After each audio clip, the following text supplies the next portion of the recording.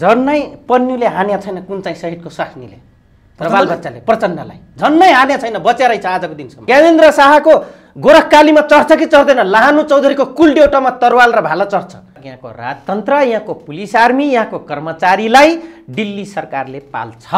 कति दिन बस्छौ के? कति दिन बस्छौ त कुर्सीमा? 3 नम्बर गेट हामी भनेर स्टेटमेन्ट पेलेर कुर्दिन्छौ। यदि राष्ट्रियता र जनताको अगेन्स्टमा हुने कसैले अब हामी तर एउटा सांसद र म तपाईँलाई आज तितो सत्य र धेरैले इतिहासकारले लुकाएको आज म तपाईँले अक्सफोर्डमा लेखिएको एउटा लाइन भन्न चाहन्छु। इन्डियाले समातेको मुसो बिरालोले मुसो खेला चाहिँ यहाँ सबलाई खेला छ, त्यो देखेका छौँ, आँखै अगाडि देखेका छौँ। अहिले पनि फेरि खेलाउँदैछन्। के अरे गुको नालीको किरा हो हामी चाहिँ? मर्नु र मार्नु जहिले पनि यिनका व्यक्तिगत स्वार्थ, यिनको पावर सेन्टरले जे गर भनेर हामी जान्नु। तिनले के गुमाए? हामीले गुमाउँदा शहीद बनाइदिएका छैनन् हाम्रो मान्छेले। के सोच्नुभएको छ तपाईँ? हाम्रो त लडाइँ र दुश्मनको थ्रेट भोग्न नसकेर मरेका छौँ। त्यो कुरा उठायो त उपराष्ट्रपतिले, त्यो कुरा उठायो त विप्लवले। अरे प्रचण्डजी, उमेशजी ठुक लाएर रोएकोहरूलाई सेन्टिमेन्ट बुझ्ने पात्र हो तिम्रा त्यो नेता। कमरेडहरू, तिम्रो त्यो नेता हिन्दी बोल्दा अराष्ट्रिय तत्त्व त देखेन छौ त। प्रचण्ड रातारात शेरबहादुर कहाँ गएको समाचार? एमसीसी कसरी पास गर्ने भनेर सब सल्लाह हुँदैछ। आफ्नो घरको नराम्रोलाई पनि राम्रो देख्ने तपाईँ हाम्रो फोबियाले त यहाँ बिग्रेछ त देश। हामीले खोजेको आन्तरिक प्रजातन्त्र हो, अमेरिकाको जस्तो नलायक प्रजातन्त्र खोजे होइन। गणतन्त्र त्यही दक्षिण भूभागबाट आएको थियो। अहिलेको राजतन्त्र पनि दक्षिण भूभागबाट आउनेवाला छ। यदि आपका ये राजा है, हिंदू धर्म का राजा है, हिंदू विष्णु का अवतार है, तो प्लीज मैं ये अनुरोध करता हूँ, आपका हिंदू राजा को जैसे मंदिर में सजाया जाता है वहीं पर सजाइए, कहाँ पर ये फिट है। र अधिकांश प्रचण्डको प्यानल कस्तो थियो भने किरण र बाबुरामको प्यानल लगायत अन्य प्यानललाई चाहिँ सकेसम्म उठ्नै नदिने। तर तपाईँले अलि बढी खुइल्याउनु पर्यो क्या उनीहरूलाई व्यक्तिगत कुरा। किन नखुइलाउने? तिनले पनि हामी नालीको किरा सम्झे। म त भन्छु सबभन्दा पहिला त नपुसकहरू धेरै भए के अब एमालेमा। क्राइम इन्टेलिजेन्स ब्युरोको इन्सपेक्टर भइसकेको मान्छे त्यति थाहा थिएन? के अरे चोरेर ल्याएको सर्टिफिकेट बुझाएको थिएन, यत्रा त हुन्छ। लानु चौधरी त भाडा माझेर पऱ्यो। उपाध्यक्ष बन्न र अध्यक्ष कहिले बन्न नदिने, त्यसपछि रिस उठे बाबुराम भट्टराई हुन् कि होइन? यी कहाँबाट जन्मिया मुलाका ड्याङ हुन्। थारूलाई पनि मधेसी देखेछ बाबुराम भट्टराईले। त्यो चाहिँ दिल्लीको चस्मा लाग्यो होला। चाहे त्यो दिल्लीलाई किरा चित्त नबुझोस्, तर दिल्लीले यो बुझ्नुपर्छ आज तीर्थ चलाए हो। राजेन्द्र महतो र तपाईँको महन्त ठाकुर कता जन्मिएका पट्ठु हुन्। बन्दुक ठुटुवा बन्दुक फालेर आएर संसद पट्काएर तपाईँको गृहमन्त्री बन्न आउँदैछ। यो दुईटा व्यक्तिबाट के एक्सपेक्टेसन गर्छ नेपाली जनताले? एउटा राजालाई भगवानसँग डाँच्ने, what is the god? God is only enlightenment. आज यहाँको राजा नेपाली हो भन्छ, नरेशको कुरा गर्छ, भिख माग्न गयो फेरि तलतिर। सोध्नुहोस् न उनीहरूलाई कि त्यो दिन के गरेको थिएँ मैले? लक्ष्मण थारू मर्या छैन त? त्यो भगौराहरूको योगेन्द्र थारू मर्या छैन त? विगतको गरेको कर्तुतको खुलिआम 10 पल्ट माटोको टिका लाएर भिख माग्नुपर्छ। रारा थारूलाई रेशम देखेर त्यो एक नसलवादी चरित्रबाट उभो लाग्न नसकेको पुलिस प्रशासन हो। लाहानुजी, तपाईँलाई एभरेस्ट नेपालमा हार्दिक स्वागत छ। हजुर नमस्कार, धन्यवाद। नेपालको राजनीतिक घटनाक्रममा नयाँ तरङ्गहरू तरङ्गित भइरहेका छन्। एकातिर संसद पुनर्स्थापना भइसकेपछि सत्ता समीकरणका खेलहरू चलिरहँदा, हजुर अर्कोतिर लगभग गणतन्त्र स्थापना भइसकेपछि आजभन्दा 14-15 वर्ष अगाडि नेपालमा गणतन्त्र स्थापना भयो, राजतन्त्र अन्त्य भयो। तर फेरि सडकमा राज संस्थाको बारेमा नारा लागे, राजा आऊ देश बचाऊ, राजा ल्याऊ देश बचाऊ भन्ने जस्ता नाराहरू लागिरहँदा छिमेकी मुलुक भारतको हरिद्वारमा पूर्व राजा ज्ञानेन्द्रलाई दिएको सम्मान, पूर्व राजा ज्ञानेन्द्रका अभिव्यक्ति, रथ यात्रा, हेलिकप्टरबाट पुष्पवृष्टिले के सङ्केत गर्छ? के साँच्चीकै नेपालमा राज संस्था पुनर्स्थापित हुन लागेको हो अथवा यो विषयमा छिमेकी मुलुक भारत सकारात्मक भएको हो? के भन्नुहुन्छ? कसरी बुझ्नु भएको छ? मैले यहाँबाट सुरु गरेँ। एउटा त परम्परागत विधिलाई पालन गरेको देखिन्छ हरिद्वारको पुष्प छर्ने काम जो भयो हेलिकप्टरबाट, हेर्नुहोस्। एक दोस्रो कुरा यहाँले जे भन्नुभयो, हामी यहाँ 3 करोड पनि नपुगेको जनसङ्ख्या छ। 2,87,00,000को हाराहारीमा हामी छौँ। अझै 3 करोड पुगिन नसकेको अवस्था हो। त्यसमा पनि हिन्दू 84 नाम मात्रै हो। त्यो तथ्याङ्क विभागसँग कागजी फाइल मात्रै रहने हो। हेर्नुहोस्, पूर्ण रूपले छैनन्। किन त्यो बेला हिन्दुत्वलाई, बुद्धित्वलाई छोड्यो। जैन धर्म मान्नेहरू यहीँ छन्, हिन्दू धर्मका शाखाहरू ओम शान्ति नामका अरू छन्, धेरै यस्ता शाखाहरू छन्। त्यो शाखालाई गनेन अथवा 16 डोलो रूपमा सबलाई एउटै हेऱ्यो कि भन्ने थियो, त्यतिखेर 84 पुग्यो। तर हाम्रो यहाँ 2,87,00,000 जनसङ्ख्या र त्यहाँ 100 करोड 1 अर्बको जनसङ्ख्या हिन्दू छ र समान गर्नु स्वाभाविक हो। एक त्यो दोस्रो अन्तर्गत। तेस्रो अन्तर्गत म तपाईँले भन्छु, इतिहास एकचोटि हामी सिन्ध नदीको घाँटीतिर जाउँ, मध्य एसिया सिन्धुको तटीय क्षेत्रको इतिहासलाई केलाउँ। त्यो त्यहीँबाट आएको शाह वंश हो, आज इरानमा छन् त्यो शाह। हेर्नुहोस्, त्यस कारणले गर्दाखेरि त्यो सभ्यतालाई निरन्तरता दिनको लागि र इन्डियामा रहेका द्रविड र आर्य जति थिए आजको दिनसम्म हाम्रो तराईसम्म आएका, त्यसै मध्येको आदिवासी थारू पनि हो, त्यसैको बरान्चेल मतलब पुर्खौलियो हो। यी सबै द्रविड र आर्य मङ्गोलाइडहरूको क्रस म्याच भएको थारू हेर्ने हो भने, त्यसको सभ्यता सिन्धको सभ्यता हेर्ने हो भने, त्यो परम्परा, त्यसपछि 1 अर्ब जनसङ्ख्याले मानिआएको एउटा विधि हैन, सिन्धको प्राणबाट उठिरहेको मानव सभ्यताको दिनचर्या र विधिवत जन्मदेखि मृत्यु संस्कार बाँचुन्जेलसम्म गर्ने उसले क्रियाकलाप र विधिको एउटा परम्परागत हो। हरिद्वारको एउटा स्वागत यो भयो यताको पाटो। जुन यहाँले अर्को प्रश्न गर्नुभयो कि होइन राजा फर्काउने हो त भनेर, फर्किने हो त भनेर, होइन, तपाईहरुकै मिडियाबाट मैले भनेको छु 12 बुँदे सहमतिमा राजालाई हटाइएको छैन। त्यो हटाउन नदिने इन्डियाकै अर्को प्यानल थियो आरएसएस, जो 12 बुँदे सहमतिमा तगरासँग लबिङ गरेको थियो आरएसएसले। त्यही आरएसएसको विश्वासिलो दल भारतीय जनता पार्टी यति बेला सरकारमा छ। त्यही आरएसएसबाट राजनीतिको मूल प्रवाहमा आएका नरेन्द्र मोदी आज प्रधानमन्त्री कार्यकारी। हजुर, त्यसले केही संकेत गर्दैन? त्यसले पनि संकेत गर्छ। र आजको दिनसम्म हेर्नुहुन्छ भने तपाईँ हामीले एउटा गलत शब्द के सिकाइएछ काठमाडौँको शासनले भन्दाखेरि मधेसी। तर आजको डिजिटल युगको पुस्ताले यो सिक्नुपर्छ र यो बुझ्न अब जरुरी भयो कि दक्षिण भूगोलमा रहेका नेपाली टेरिटोरियलभित्र 10 गजाभित्र अन्डरमा रहेका समुदाय उताबाट हो। तर मेरो पनि तटीय पहाडी क्षेत्रबाट तपाईको के भन्छ यो हाम्रो मानसरोवरको छेउमा गएको हुम्लाको टिङ्कर टिप्लिङको भूभागमा रहेको खत्री राज्यहरूको सम्म आउन्जेलसम्म त्यो र कश्मीरको आउन्जेलसम्म माथि पहाडी तटीय क्षेत्रबाट र पूर्वी बर्मादेखि लिएर तपाईँ कुमाउ गढवाल हान्दै आएर यहाँ बसेको मिड पोइन्ट जो काठमाडौँमा भएको एउटा सभ्यता हो, जो आर्य मूलको छ।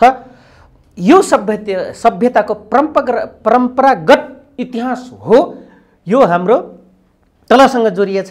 तर हाम्रो एउटा थारो शिर टोपीको नाउँमा र पगरीको नाउँ जुन छ, त्यो टोपी भनेको आज पाकिस्तान, अफगानिस्तान र तपाईको इरानमा कालो टोपी लाइन्छ, यसरी चुच्चो झन्डै झन् नेहरूभन्दा अलि। अनि हामी अपभ्रमस अलिकति ढाका टोपी लाउँछौँ, फरक यति नै छ। तर परम्परागत हामी पगरी नै लाउँछौँ।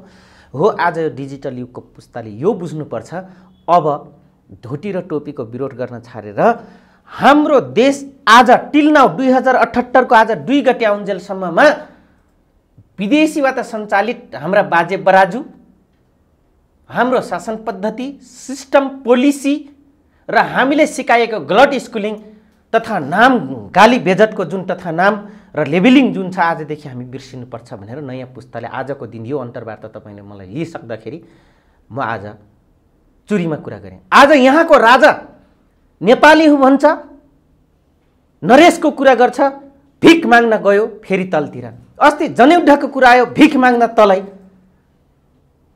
युएन बोलाउँदाखेरि दिल्लीले नै सम्झौता गरिदियो। तर तपाईले पिर्था यहाँ सुन्नुहोस्, त्यसपछि गएर त्रिभुवन राजाले राष्ट्रपिताको नाउँ पायो उतैकोबाट, गजराज मिश्राको गलत इतिहासबाट, जसले 1950 को सन्धिलाई टोरमोटोर गरे। 6 महिनापछि खबरै नगरिकन डिजल गराइदिए, जो भूभाग फिर्ता हुनुपर्ने छ, लर्ड ब्राउनले दिनुपर्ने। किर्कम त्यतिखेर अन्ट्रिम लेफ्टिनेन्ट जर्नल हुने इस्ट इन्डिया कम्पनीको। हेर्नुहोस्, त्यहाँसम्मको इतिहासदेखि नै यहाँ के भयो त, दक्षिणी भूभागको हाबी भयो। पछिल्लो कालमा महेन्द्रले क्रस गरेर माओ सेतुङसँग जोरे।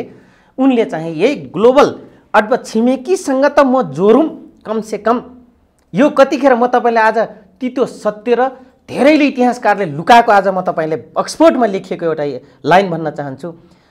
यहाँलाई थाहा छ नि हनुमान ढोकामा महेन्द्र राजालाई दिएको कार, उपहार दिएको कार यहाँ लेख्नु भएको छ नि।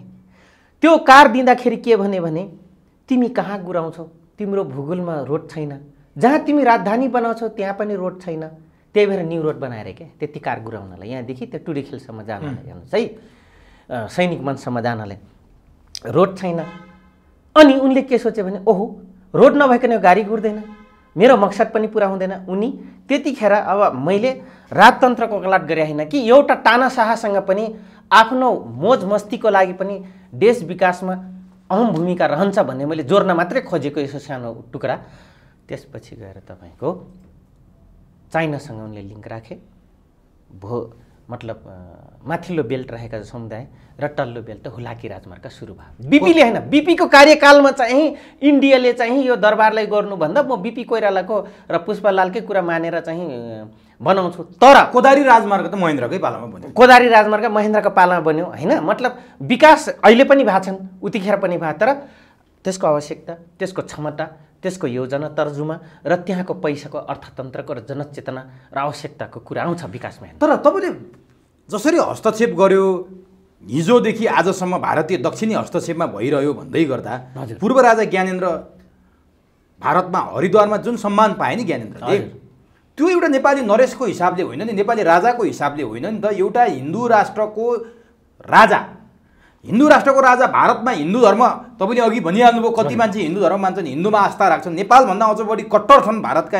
मानिसहरू हिन्दू धर्म, तर रूढिवादीग्रस्त छन्। ल ठिक छ, त्यो छुट्टै डिबेटको विषय होला। मैले जान्न खोजेको कुरा हरिद्वारमा पूर्व राजा ज्ञानेन्द्रलाई जुन सम्मान दियो, श्री 5 महाराजकै नामबाट निमन्त्रणा गरियो, उनीहरू नारायणको अवतार विष्णुको अवतार भनेर धर्मअनुसार गरे होला नि, कुनै राजनीतिक राजाको भ्रमणता होइन नि। यसमा यति हिन्दू धर्मको सबभन्दा गलत चरित्र यही हो। एउटा राजालाई भगवानसँग डाँच्ने, what is the god, god is only enlightenment. तर एउटा व्यक्तिलाई शासनमा हरेक चोटि गल्ती गर्ने एउटा व्यक्तिलाई गनाउने ठाउँमा त तपाईँ हामी पनि जन्मिया हो, त्यो जन्मने मान्छेलाई इलाइटमेन्ट गडको रूपमा जुन देख्नु नै हिन्दू धर्मको, म हिन्दू धर्म लम्बी, म राजपूत हो, अझै धेरैभन्दा धेरै खतरा संस्कार भएको घरको मान्छे हो, म अजमेरको राजपूतको वंशज भएको व्यक्ति हो म, लानुराम चौधरी, बुझ्नुभयो। त्यो यिनलाई के थाहा छ, मेरो घरमा तरवाल चर्छ, ज्ञानेन्द्र शाहको गोरखकालीमा चर्छ कि चर्दैन, लाहानु चौधरीको कुलदेउटामा तरवाल र भाला चर्छ क्षेत्रीयताको हिसाबले। हेर्नुहोस्, हो यो व्यक्तिगत कुरालाई इलाइटमेन्टसँग जोडिनु नै हिन्दू धर्मको सबभन्दा नलायक एक। दोस्रो, हिन्दू धर्मको सबभन्दा नराम्रो गलत, मान्छेले मान्छे नदेख्ने र विभेदको रूपमा जुन दलित प्रथा जो बनाइयो, यो नै त्यो ब्रह्माण्डमा नरहेको कुहिएको दिमागको एउटा उपज हो। तर नि भारतीयहरूले, भारतका हिन्दूहरूले राजा ज्ञानेन्द्रमाथि होइन कि भगवानको अवतारको रूपमा मानिएका सम्राटमाथि, हिन्दू सम्राटमाथि आस्था राख्दाखेरि हाम्रो केमा आपत्ति? त्यहाँ राजनीतिक हस्तक्षेप गरेर ज्ञानेन्द्रलाई सत्तामा राख्न त खोजेको सधैँभरि कहिले यो नाममा, कहिले त्यो नाममा, कहिले गणतन्त्रको नाउँमा प्रचण्ड शाही, कहिले बाबुराम शाही, कहिले गिरिजा शाही, कहिले ज्ञानेन्द्र शाही, यहाँ नराख्नु नि त। दण्ड फसाद किन गराउने देशमा एउटा एउटा पात्र राखेर? जसरी दलाई लामा तिब्बतबाट भागेर हरिद्वारमा राखेको छ, त्यहाँ लैजाओस् नि त, राखोस् न त, उसको टाउको दुखेको विषय। किन यहाँ जम्मा 2,87,00,000 हाराहारीको जनसङ्ख्या हो, त्यसमा पनि 2 करोड पनि पुग्दैनन् बरमुस्लिमले। तपाईलाई आपत्ति छ? 1 अर्ब जनसङ्ख्या भएको पुजुन त रात दिन त्यहाँ पेडा सेरा चढाएर। होइन, ज्ञानेन्द्र शाहलाई भारतले सम्मान गरेको हरिद्वारमा सम्मान पाउनुपर्छ, उनले सम्मान गर्छन्। आपत्ति केमा त तपाईँको? आपत्ति यस मानेमा छ, यिनले नै तपाईँ हामी रहेको नेपाल टेरिटोरीभित्र रहेका हरेक समुदाय र वर्गलाई अस्ति मुठ्ठीभरका जायफल लगाएर छट्युन भन्छ, हाम्रो थारू भाषा मादल बनाइन्छ, सबभन्दा हल्का काठ हुन्छ, छट्युन भन्छ, बुझ्नुभयो। त्यसको मादल धेरै बच्छ, त्यो चाहिँ गाइनेलाई थाहा हुन्छ कि थारूहरूलाई थाहा हुन्छ। त्यसको कण्ठिला र तुलसी भन्नेहरूको, यत्रो काँधभरि झुन्ड्याउनेहरूको, लामो टुप्पी पालेर हिन्दू भन्नेहरूको, बुझ्नुभयो, टाकाधारी बन्ने जबरजस्ती। त्यसपछि गएर त्यो मुले जाइफलको गेरा झुन्ड्याएर अनि कानमा के अरे घाँटीमा नटाउन्जेलसम्म जाइफलको गेरा झुन्ड्याएर पहिलो कपडाको नाउँमा तथा नाम गर्ने अपराधीकरण गर्नेहरूले चाहिँ पटक पटक त्यही राजतन्त्रको नाउँमा रहेका अमन चैन या आफ्नो स्वतन्त्र बाँचिरहेका विभिन्न वर्ग समुदायलाई चाहिँ उठ्न नदिनेले रुलिङ विगत त गरे हुन्। अहिले पनि त्यो खोजिरहेको छ। 15 वर्ष म भन्दैछु मेरो अनुरोध छ पावर सेन्टरसँग, विशेष इंडियन पावर सेंटर संघ, यदि आपका ये राजा है, हिंदू धर्म का राजा है, हिंदू विष्णु का अवतार है, तो प्लीज मैं ये अनुरोध करता हूं, आपका हिंदू राजा को जैसे मंदिर में सजाया जाता है वहीं पर सजाइए। कहां पर ये फिट है? आप कहां ले जाकर इसको माला पहनाते हो उसी ठाव में ले जाकर पहनाइए, पेड़ा चढ़ाइए, इसमें हमारे कोई दिक्कत नहीं है। लेकिन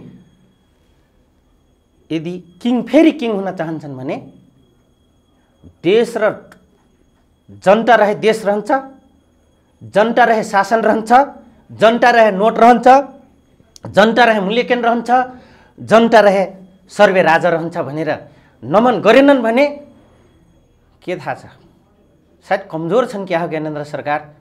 विश्वको इभिडेन्सको चाहिँ हिस्ट्री पढ्या रहेनछन्, पढ्या छन् भने अझै उही पुरानो दरबारका नलायक चिज बेच्दै हिँडेका ब्राह्मणको नाममा कलङ्कहरूले फेरि उनलाई उचाल्दैछन् कि यो पनि उहाँले विचार गर्नुपर्छ। तर ज्ञानेन्द्र शाहले सत्ताको लागि र्याल काढेको, राजगद्दीको लागि आसक्तिता देखाएको त देखिँदैन।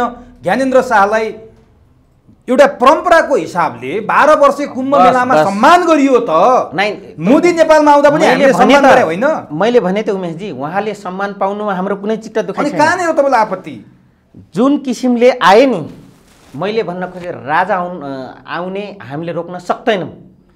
किन? इन्डियाले समातेको मुसो, बिरालोले मुसो खेला चाहिँ यहाँ सबलाई खेलाएको छ, त्यो देखेका छौँ, आँखै अगाडि देखेका छौँ। अहिले पनि फेरि खेलाउँदैछन्। चाहेको दिनमा उसको परिवारले घुर्काएर किल आउट गरिदिने, चाहे भने ल्याउने, चाहे भने कुना बस भन्ने, चाहे भने कोमामा बसालिदिने, होइन, यावत काम गरिरहेछ। मैले भन्न खोजेँ उहाँहरूलाई टाउको दुखाइ हो भने अब त्यो दिन रहेन, होइन, त्यो दिन रहेन र इन्डियाले चाहे जस्तो अब रहेन। तर ज्ञानेन्द्र सरकारले पनि सरकार हुनु छ भने त्यो दिन विचार गर्नु पर्थ्यो उमेशजी। त्यो दिन जुन दिन द्वन्द 12 बुँदे सम्झौताभन्दा अगाडि, अहिले 12 बुँदे सम्झौता भएर गणतन्त्र आइसकेपछि नि लानुजी, जसरी 2062 अब र्याल काट्नु, यहाँ गणतन्त्र कुरा फेरि ल्याइदिनु भयो। र्याल उहाँले काट्नुको बजाय हामीले जसका निम्ति पसिना दियौँ, जसका निम्ति रगत चढायौँ, उनले जसरी दरबारले गल्ती देखाए, पञ्चायतले गल्ती देखाए, यावत कुराले गल्ती देखाएर हामीले जसले उराले, आज त्यो रोयल फ्यामिली या रोयल शासनभन्दा, सिस्टमभन्दा खतरनाक यिनले आफूलाई जब त्यहाँनिर unseen of king scenario, activities of the work, activities of the action जब देखाए, त्यसको वितृष्ण जनतामा जाग्यो। तर नि ठिक छ, तपाईँले भन्नुभयो हिजो त्यत्रो रगत पसिना बगाएर हामीले ल्याएको गणतन्त्र, हजुर, संघीयता, धर्मनिरपेक्षता, संघीयता धर्मनिरपेक्षता तपाईँलाई मन पर्ला, मलाई मन पर्ला, नपर्ला, त्यो एउटा छुट्टै डिबेटको विषय छ क्या। यहाँ 90% मन परेको छैन। तर ठिक छ, 90% संघीयता अझै तपाईँले म भनौँ मङ्गोलाइट फेसभन्दा बाहिर कसैले मन परेको छैन। त्यसै म मौका मात्रै 2 नम्बर छोपेको हो उमेशजी। बाँकी संघीयता यहाँ आत्माबाट कसैले मन पर्या रहेनछ। यो अहिले तपाईँको सचिवदेखि लिएर योजना आयोगका मै हुँ भनाउँदो कर्मचारीदेखि लिएर पुलिस प्रशासनका 101 मान्छेले मेरो भेटघाट हुन्छ, कुरा भइहाल्छ काहीँ न काहीँ, त्योदेखि लिएर डिप्लोमेट भन्नेहरूदेखि लिएर ठिङट्याङ भन्नेहरूदेखि लिएर कसैले मन परेन छ। यति समेत होइन, त्यो कुरा न त इन्डियालाई मन परेको छ धर्मनिरपेक्ष र संहिता, न चाइनालाई। किनभने नलायक काम गर्दो रहेछन् नेपाली नेताहरू भनेर। अब नालायक काम नेपाली नेताहरूले गरे। 2062-63 को परिवर्तनपछि गणतन्त्र, संघीयता, धर्मनिरपेक्षता, समावेशिता जे भन्नुहोस् ती सबै आए। हजुर, त्यसको विकल्प राजतन्त्रको विकल्पमा आएका हुन् नि यिनीहरू। एकदम अफकोर्स, यसमा 2 मात्र रहेन। राजतन्त्रको विकल्पमा गणतन्त्र किन खोजेको थियो? जनता, उत्पीडित जनसमुदाय, सीमान्तकृत जनजाति, हजुर, जो चाहिँ पिछडा वर्ग छ हो तिनीहरूको लागि चाहिँ परिवर्तन हुन्छ भनेर गरे हो नि। तपाईँ पनि होमिया हो नि 10 वर्ष युद्धमा, त्यसैको लागि होमिया हो। यो नै गल्ती भयो, तर होमिनु नै गल्ती भयो। ठिक छ, यो तपाईँले बारम्बार स्वीकार्नु भएको छ। तर यिनीहरू यस्ता हुँदा हुन् भनेर थाहा पाए लाहनु चौधरी खुरु त्यही शिक्षण पेसामा रहन्थ्यो। तर नि लाहनुजी 62-63 को परिवर्तनपछि राजतन्त्रको ठाउँमा गणतन्त्र आयो। हजुर, केन्द्रीकृत राज्य प्रणालीको ठाउँमा संघीयता आयो मात्रै आयो। हिन्दू राज्यको ठाउँमा, हिन्दू अधिराज्यको ठाउँमा धर्मनिरपेक्षता आयो। हजुर, समावेशिता आयो, संघीयता सबै आयो। के फरक पाइयो र अब यी दलहरूले ल्याएको गणतन्त्रलाई पूजा गरेर बस्नुपर्ने भनेर राजतन्त्र चाहियो, राज संस्था स्थापना गरौँ भनेर सडकमा आवाज उठ्न थाल्यो के? मैले भन्न खोजे यही हो। त्यही बेलामा भारतमा यस्तो सङ्केत देखियो भनेपछि भुपु मायालु भन्छन् नि, फेरि पुरानो मायालुमा मान्छेको मन फर्क्यो। अब राज संस्था आउने सम्भावना बढ्यो। लोजिकली हो। यो तपाईले लभ एन्ड ट्रेच फिलिङ्स अफ द नेसेसिटी भन्ने विषय यहाँले कुरा गर्नुभयो हैन? अनि यो कुरा टिनेजर्समा हुन्छ, तर यो गहिरो हुन्छ। हेर्नुहोस् है, यो बहुत गहिरो सम्बन्ध राख्ने विषयहरू हुन्। यहाँले जुन उठाउनु भयो कुरा भुपु मायालुमा फर्क्यो भनेर जुन यहाँले भन्नुभयो, खोज्दैछ मुलुक, खोज्दैछ। हजुर, खोज्दैछ। यो पहिला पनि गणतन्त्र त्यही दक्षिण भूभागबाट आएको थियो। अहिलेको गणतन्त्र पनि के अरे अहिलेको राजतन्त्र पनि दक्षिण भूभागबाट आउनेवाला छ। तर नेपाली जनता यो बुझेको छैनन् कि जब यो देशमा कमजोर अवस्था आउँछ, जब यो देश पिकअप लिन थाल्छ, विकास शान्ति सबै कुरा, तब अन्तर्राष्ट्रिय एजेन्सी र पावर सेन्टरहरूलाई चाहिँ आँखामा के अरे धुलो पसे चाहिँ लाग्छ। एउटा मेरो खरो रूपमा तिनको एजेन्सी, तिनका पिउसो जति थिए, आजको दिनसम्म प्रधानमन्त्री जति पनि एक नसलवादीहरू, मैले भन्न खोजे ती पिउसोलाई त्यो नसलवादभित्रको मान्छेले पनि चिन्नु पर्यो। बाँकी दास बनेका नेप्टे भन्नेहरू, नेप्टे भएकाहरू पनि, दासहरूले पनि यो चिन्नु पर्यो कि मेरो आँखामा कताको हुरी चलेपछि धुलो उडाएर ल्याउँदा मेरो आँखामा बिजायो। त्यो बुझ्नु पर्यो नि। त्यो बुझ्न नसक्ने अनि स्वतन्त्रको नाममा विभिन्न गरिबका छोराछोरीले फेरि आहुति दिने जो काम गराए र निडरले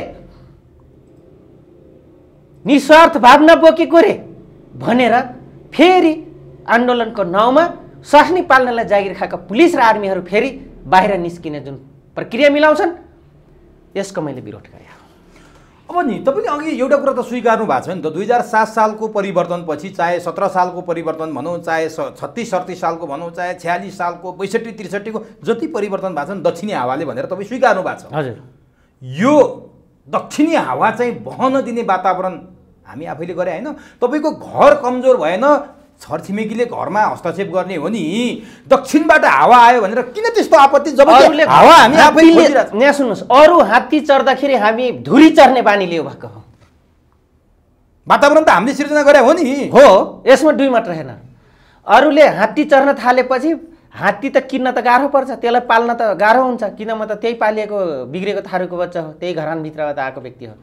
25 बिघा त उसले धान चामल खुवाउनलाई, 2 बिघा त चना छर्नलाई खेत थियो हाम्रो। हेर्नुहोस्, मैले भन्न खोजेँ नेपालीले यदि दक्षिणी भूभागबाट छुटकारा पाउनु छ भने एउटा अन्तर्राष्ट्रिय WTO को एउटा नियम छ पारावाहनको, त्यो पारावाहन क्षेत्रलाई पाओस् कि नपाओस् पहिला सुरु यहीँ भित्र उत्पादन गरेर को हिम्मतवालो नेतृत्व जन्मिने कि दक्षिणी भूभागलाई म आइसोलेट गरेर त्यो बाहेक म मेरो नेपालको नेतृत्व विकास त्यो नेतृत्व गर्ने उमेशजी यहाँ लगभग औँलामा गन्ने नेता र कोही देख्नु भएको छ? औँलामा गन्ने पुलिस आर्मीका नलायकहरू, जर्नल कर्नेल आर्मीका पनि र कर्मचारी जसले सिग्नेचर हानेको छ उसमा गएर ती मान्छेले ट्याक गनेर हान्नु भने त्यो दिन बल्ल यो देशको मुहार फेल्छ र बाँकी रहेका समाजमा विकृत गर्ने जो जति छन् तिनलाई नसिद्ध्यासम्म सुध्रिने छैन। तर त्यो सिद्ध्याउनु भन्दा उनको नाति पनि कतै परिस्थिति बस सुध्रिन्छ कि र त्यो अनुसारको डेभलपमेन्ट उसको आवश्यकता उसको जेनेरेसनले एडप्ट गर्ने खाले राइज गर्न सक्ने, त्यसलाई चाहिँ तपाईँ डेभलप गर्न सक्ने, त्यसलाई अन्तर्राष्ट्रिय पावर सेन्टरलाई पनि ग्रेप गर्न सक्ने, ग्रिपमा ल्याउन सक्ने एबिलिटी जन्मिन्छ कि भनेर आजको दिनसम्म कसैले पनि डेट नगरिएको अवस्था हो। तपाईँले त्यस्ता पात्रलाई डेथ गरिदिने भन्नुभयो नि। हजुर। त्यसपछि नेपालमा त्यो नेतृत्व आउँछ, त्यो व्यक्ति आउँछ, त्यो हिम्मतवाला मान्छे आउँछ भन्नुभयो। हजुर। 52 सालमा हजुर। धेरै टाढा नजाउँ त, अगाडि के भए। हजुर। 52 साल फागुन 1 गते हजुर। त्यही कुरा जनतालाई भनियो। 40 बुँदे तपाईँलाई थाहा छ, हजुर। धेरै जसो बुँदा त भारतका विरुद्धमा थिए।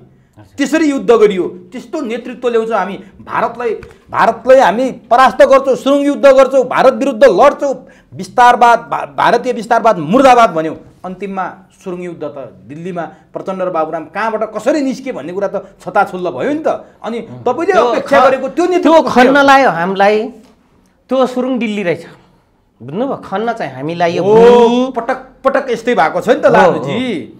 अब म तपाईँले भन्छु, यो झगडा पनि अहिले बुझ्दै जाँदाखेरि गिरिजाप्रसाद कोइराला र नेकपा एमाले भनेको इन्डियामा त गाइडलाइन्स पार्टी नै रहेछ पहिलादेखि, र कम्युनिस्टलाई पेन्डुलम बनाउनको लागि 3-4वटा पात्रहरू यहाँ पठाइयो, जो अर्धङ्गिनी आज फेरि यिनै गद्दार भन्ने हुन् पुष्पलाल कमरेडलाई। यही गद्दार भन्नेहरू पुष्पलालको अर्धङ्गिनी साहना प्रधानलाई उठ्न नदिने यिनै हुन्, र साहना प्रधानलाई इन्डो गोर्खा युनियनको अध्यक्ष मान्छे ग्रेजुएट गरेको एउटा केटीलाई पुष्पलालसँग बिहे गराइयो, एउटा डिजाइन थियो। त्यसपछि एमाले मार्क्सवादी लेनिनवादीहरू एकै ठाउँमा आए, एकीकृत मार्क्सवादी लेनिनवादी भने त्यसको नेतृत्व र त्यसको दस्तावेजीकरण मदन कमरेडले गर्नुभयो, र तिनलाई पनि सकेसम्म रहन दिएन। थप अरू वफादार पात्र पठायो जो अहिले कहलिएका छन्, उफ्रिरहेछन्, म नाउँ नलिउँ। त्यसपछि गएर गिरिजाप्रसाद कोइराला 2/3 बहुमतमा ल्याइहाल्नु भयो। आउनु स्वाभाविक कुरा थियो, हेर्नुहोस्, किन उनको परिवारको र लगायत अन्य नेपालीहरू स्वतन्त्र सङ्ग्रामको लडाइँ लडेका थिए इन्डियामा, हेर्नुहोस् है। र इस्ट इन्डिया कम्पनीका 2/3 भन्नाले स्पष्ट बहुमत हो, त्यो स्पष्ट बहुमत हो। हजुर, त्यतिखेर नेपाली कङ्ग्रेसले पाए जसरी अहिले नेकपाले पाएको थियो त्यसरी नै पाएको अवस्था हो, हेर्नुहोस् है। पार्लियामेन्ट सिस्टममा अपोजिसन पार्टी हुनुपर्छ भनेर लगायत साना दल भए। अब म जाँदैछु कहाँनिर, यो 2 गतेकै म उसमा जाँदैछु 2052को। त्यसपछि गएर 2/3 बहुमत आइसकेपछि अब यो गाह्रो अहिलेको जो पात्र छन् अहिले नेकपा माओवादीको, प्रश्न भनिदिनु न, ती पात्र बाबुराम र प्रचण्ड लगायत अन्य पात्रलाई के भयो त भन्दाखेरि गिरिजाप्रसाद कोइराला त खानी भए।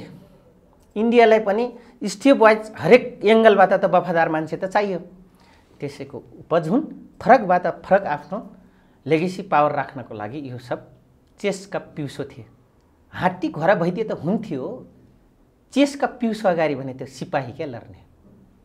अनि पटक पटक नेपाली जनतालाई यसरी धोका भए हो, यही उल्लु बनाछन्। हामी उल्लु मधेस आन्दोलन गर्नुभयो, टिकापुरमा त्यत्रो घटना भयो, यत्रो मान्छे मरे, योजनामा घटाइयो, को छ त? सारा थारूलाई बदनेट गराइयो। को छ त? अब नेपाली जनताले यही छ है हाम्रो नेतृत्व, यही छ है राजनीतिक दल, मैले त्यही भएर मैले भन्न खोजे, तपाईँ हामीले लगानी गरेका भोट दिएको नेताको पनि त्यही नलायकपन देखियो, हेर्नुहोस्।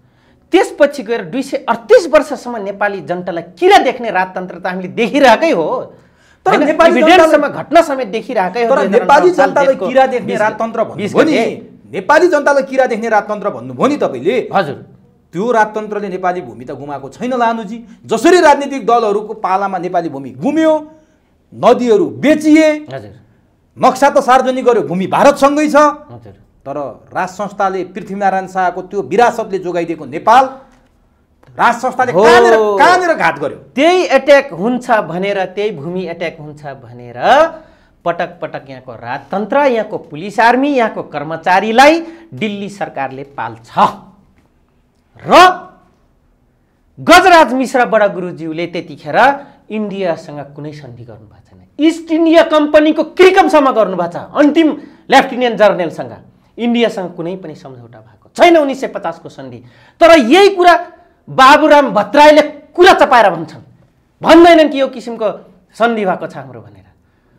यसैलाई कुरा उठाउँछन् कि भनेर वफादार पिउसोहरू पालिराखेको हो। तर वफादार पिउसो पालिराखेको हो भन्दै गर्दाखेरि हजुर, पूर्व राजा ज्ञानेन्द्र जसरी 2062-63 को आन्दोलनपछि 2064 सालमा नेपालमा गणतन्त्र स्थापना भइसकेपछि नारायणहिटी राजदरबारबाट पत्रकार सम्मेलन गरेर 19 जनाले ज्यान गुमाएकै भरमा गद्दी छोड्न सफल सेनाले राजा हुन् नि। त्यो दिन ज्ञानेन्द्र सरकारले हिम्मतपूर्वक भन्नुपर्छ र त्यो बेलाको चिफ साहबले भन्नुपर्छ, सेनाले हात उठाएको नेपाली सेनालाई मैले पटक पटक भनेको छु, दुईटा कुरा मात्रै चाहिन्छ। जनताले यसो गर्यो त्यही भएर म ब्यारेक बाहिर निस्केँ, ऊ सरकारमा थियो र मलाई हिँड भन्यो, ब्यारेक बाहिर निस्कि भन्यो, दुईटा कारण भयो। तेस्रो कारण, यो उड्डान नभइदिए त म कहाँ निस्किन्थेँ, म त खसीको मासु हप्ताको 3 चोटि खाएर बसिरहेकै त हो नि। शान्ति सेना गइरहेकै हो, शान्ति कोष चलाएकै हो, भयभरको सिपाहीहरूको पैसा काट्दै 12, 13, 14 लाख रुपियाँ त खाएकै हो जर्नल कर्नेलले, होइन? यो गर्न त सिपालु छ हेर्नुहोस्। उसलाई नेपाली सेनाले अहिले कसैसँग लडाइँ लड्न चाहँदैन। ऊ निरन्तर चाहिँ आफ्नो व्यावसायिक उतै शान्ति सेनाको नाममा गइरहोस्, ऊ धनी भइरहोस्, उच्चतम वर्गका घरानको लेभलिङ लिइरहोस् भन्ने मात्रै चाहेको हो। कहाँबाट भाग्यवश गणतन्त्रको एउटा उपलब्धि भन्नुहोस् या जे भन्नुहोस्, जसका गरिबको छोरा 2 जना चिफ बने लगत्तै इतिहासमा। तर दरबार नगइदिएको भए म रुकमानगढ कटवाल चिफ साहबलाई पनि भन्छु कसरी बन्थे चिफ, तर नि र छत्रमान गुरुङ कसरी बन्थे चिफ। तर अझै पनि त्यो सेना अझै मदरफोकर बिहेभमा छ, बिहेभमा छ। त्यसको कार्यान्वयन शैली नै जहिले पनि उसले पनि, म त रोयल फ्यामिलीसँग एट्याचमेन्ट छु नि, मेरो त राजाले फुली ला हुन त। ए साथी हो, त्यो गरिबको छोरो कहाँबाट तिम्रो फुली ल्याइदिन्थे, कहाँबाट मूल्याङ्कन गर्थे त्यो गरिबको छोराले कि यो जरसाप करसाप हुने लायक छ कि छैन, मेजर जनरल लेफ्टनन्ट क्याप्टन हुने लायक छ कि छैन। यो किसिमको ममफक बिहेभ भएको यिनीहरूको चरित्र हो। म त्यसैले त्यो दरबार र अहिले गणतान्त्रिक नेताहरू नै यो कार्यान्वयनभन्दा बाहिर जाऊ। अर्को म भन्छु तपाईँलाई, यदि आज बाबुराम भट्टराई र प्रचण्ड कार्यकारी प्रधानमन्त्री नबनिदिया भए यो माओवादी नेक्स्ट वर्ष त राज्य गरिदिन्थ्यो उमेशजी। कहाँनिर गडबड भयो त? प्रचण्ड र बाबुरामले त पहिलोपटक सार्वजनिक हुँदा हामी कार्यकारी पदमा बस्दैनौँ भनेर पत्रकारमै सामुने बोलेका थिए। उनको मालिकले भन्यो कहिले? तपाईँ बारम्बार एउटा रोचक कुरा गर्नुहुन्छ, यी प्रचण्डको कुरा आउँदा अथवा अरू कुनै नेताको कुरा आउँदा मालिक संज्ञा दिनुहुन्छ। त मालिक भनेको तथ्यपूर्ण आधार के छ तपाईँहरूले? त्यो मालिक भनेकै हुन्, त्यो मालिक भनेको सिआइए हुन्, केजिबीहरू हुन्, त्यो मालिक भनेको उनका आरएसएसहरू हुन्, अहिलेको दिल्ली होइन मोदी सरकार। भनेपछि नेपालको जनयुद्ध नेपाली माटोमा, नेपाली पनमा, नेपाली नेताकै भएकै होइन, निर्देशनमा भएन। भएकै होइन। भइदिए भए तपाईँ हामीले आज जो सपना देखायो हामीलाई जनयुद्धमा लाउँदाखेरि र नेपाली जनतालाई भ्रम पारियो, दिग्भ्रमित पारियो भाषणमा, त्यो आज पुरा हुने थिएन। खै आफ्नै निम्ति माटो खाएर आज माउट सेटुङले चाइना बनाइदिए त। भले त्यहाँ प्रजातान्त्रिक धार बोकेका मान्छेलाई नफलोस्, तर चाइना बाहिर देखाउटी रूपमा डिक्टर छ, भित्र आन्तरिक प्रजातन्त्र छ। हामीले खोजेको आन्तरिक प्रजातन्त्र हो। अमेरिकाको जस्तो नलायक प्रजातन्त्र खोजे होइन कि देखाउने विश्वलाई चाहिँ हात्ती यत्रो मानको भोको हात्ती हामीले खोजेको होइन। देखाउँदाखेरि यत्रो मानको प्रजातन्त्रको बखान गर्ने, बाजे र बराजुको बखान गर्ने आन्तरिक रूपले डिक्टर हुन्। यो तपाईँ प्रत्यक्ष जनयुद्धमा सहभागी भएको पात्र, अझै त्यहाँ पनि तपाईँ जोस् एउटा राम्रै भूमिकामा काम गरेको पात्र, जनयुद्ध नेपालको निर्देशनमा, नेपाली माटोमा, नेपालकै नेताको सपनामा भएको थिएन भन्ने कहिले थाहा भयो तपाईँलाई? त्यो तपाईँले महागम्भीर भुल गरे जस्तो लाग्दैन तपाईँलाई? कसरी थाहा भयो? कुन बेला थाहा भयो? यो थाहा जब म उसमा आइपुगेँ, पार्टी कार्यालयमा मलाई सचिवालय जिम्मा दियो र म त्यहाँ आइपुगेँ, एक्सपोज भएँ। त्यसपछि एकाएक व्रत चौकाउने खाले, झस्काउने खाले, त्यसपछि गएर तपाईँको प्यानलाइजको कुराहरू त्यतिखेर थाहा पाएँ। तर मैले के भनियो भन्दाखेरि मातृका जिउँदैछ, देव गुरुङ जिउँदैछ, सोध्नुहोस्, मैसँग रहने बादलजी गृहमन्त्री छ अहिले होइन, सुरेन्द्र कार्की जिउँदैछन्, त्यसमध्ये मरेको एउटा अग्रज हुन् भरत ढुङ्गाना, भद्राईजी जिउँदै हुनुहुन्छ, सोध्नु न। कुरा नगर्नु है, प्यानलको कुरा भनेको थियो। प्यानल उतिखेरै थियो माओवादीमा। प्रचण्ड बाबुराम प्यानल, प्रचण्ड बाबुराम, किरण, बादल त्यतिखेरै थियो हेर्नुहोस्। र अधिकांश प्रचण्डको प्यानल कस्तो थियो भने किरण र बाबुरामको प्यानल लगायत अन्य प्यानललाई चाहिँ सकेसम्म उठ्नै नदिने। तर प्यानल हुनु कम्युनिस्ट पार्टीमा 2 लाइन सङ्घर्ष हुनु सामान्य होइन र तपाईँले त्यसलाई असामान्य रूपमा लिन मिल्दैन नि त। 2 लाइन सङ्घर्ष यहाँ होइन, त्यो त दुश्मनको लागि 2 लाइन सङ्घर्ष हुन्छ। आन्तरिक पार्टीभित्र अभ्यास हुनु जरुरी थियो, तर यो थिएन। म त्यो व्यक्ति हो उमेशजी, जातीय लेभलिङमा मलाई कारबाही गरिएको छ। यो त मैले मरिसक्दा मेरो बच्चालाई पनि टिच गर्नेवाला छु। कि मैले जिन्दगीमा एउटा भुल गरेँ, भाँडा माझेर परेको एउटा बाहुनको घरमा बसेर छोराको हैसियत पाएर परेको व्यक्ति, मैले समग्र नेपालीको लागि जनयुद्ध लड्दाखेरि यो नामको व्यक्तिले मलाई चाहिँ जनयुद्धमा वर्गीय युद्ध हुन्छ, जातीय र तपाईँको युद्ध कहिले पनि हुँदैन, तर मलाई त्यहाँनिर लेबिङ लगाएको छ। जो व्यक्ति त्यसको अगाडिको फ्रन्ट डेस्कमा आउने व्यक्ति हुन्, ईश्वर तिमिल सेना, बद्री बजगाई, जमन कट्टेल, दुर्गा कटवाल कट्टेल, शिव कट्टेल र अग्नि सापकोटाले गाइडलाइन गरे, त्यसको प्रतिभूमि निभाउने वर्षमान पुन लगायत यिनै पात्र हुन्। अब मैले लेखेको इतिहासमा यो व्यक्तिको र त्यसपछि भैरवगढमा मलाई जातीय रूपमा बढी हानेको जर्नल कर्नलले त्यसको भूमिका निभाउने प्रचण्डकै बुहारी हुन् भने म कहिले, मेरो साटौँ डायरी हो, साटौँ डायरी मैले बडा राम्रोसँग लेखेको छु। तर तपाईँले यति भनिरहँदा तपाईँ जनजातिको हिसाबले, तपाईँ थारूको परिवारमा जन्मेको हिसाबले तपाईँमाथि अलिकति विभेद भयो भन्ने कुरा तपाईँको आक्रोश हो। म जहाँ वर्गयुद्ध लड्न गएँ उमेशजी, जातीय युद्ध भयो क्या त्यो आन्तरिक। तर नि तपाईँलाई थाहा छ, देखाइयो, अहिले पनि देखाइयो। यदि प्रचण्ड र बाबुराम जातीय युद्धबाट ग्रसित नभइदिए भए मलाई वाइसेल क्याम्प लगेर होइन, म सङ्गठनभित्रको मान्छे थिएँ, लगेर मलाई छानबिन गर्न सकिन्थ्यो त। मैले जनवादको एक दायाँ बायाँ नगएको, मेरो जिन्दगी र हैसियत यहाँले खुला देख्नु भएको छ, सारा संसार मैले बाँचेको देखेको छ, मैले गरेको क्रियाकलाप देखेको छ, तर मलाई हुँदै नभएको आरोप लाग्यो, किनभने जातीयवादबाट ग्रसित थिएँ। तर त्यही पार्टी हो नेकपा माओवादी, जहाँ जातीय नेताहरू अरू पनि छन् नि, तपाईँ अघि नाम लिनुभयो, वर्षमान पुन त्यही छन्, ती त मातृका यादव त्यही छन्, यहाँ सुन्नुहोस्, अरू थारूहरू पनि त्यही छन्। अनि के गौरी शङ्कर जस्ता? गौरी शङ्कर त मन्त्री नै भइसक्यो नि। त्यही त गौरी शङ्कर जस्ता अनि होइन, अनि त तपाईँ चाहिँ अट्न नसक्नु, गङ्गा चौधरी जस्ता। लानु चौधरी किन अट्न सकेन? किन अट्नु म उमेशजी, म किन अट्नु?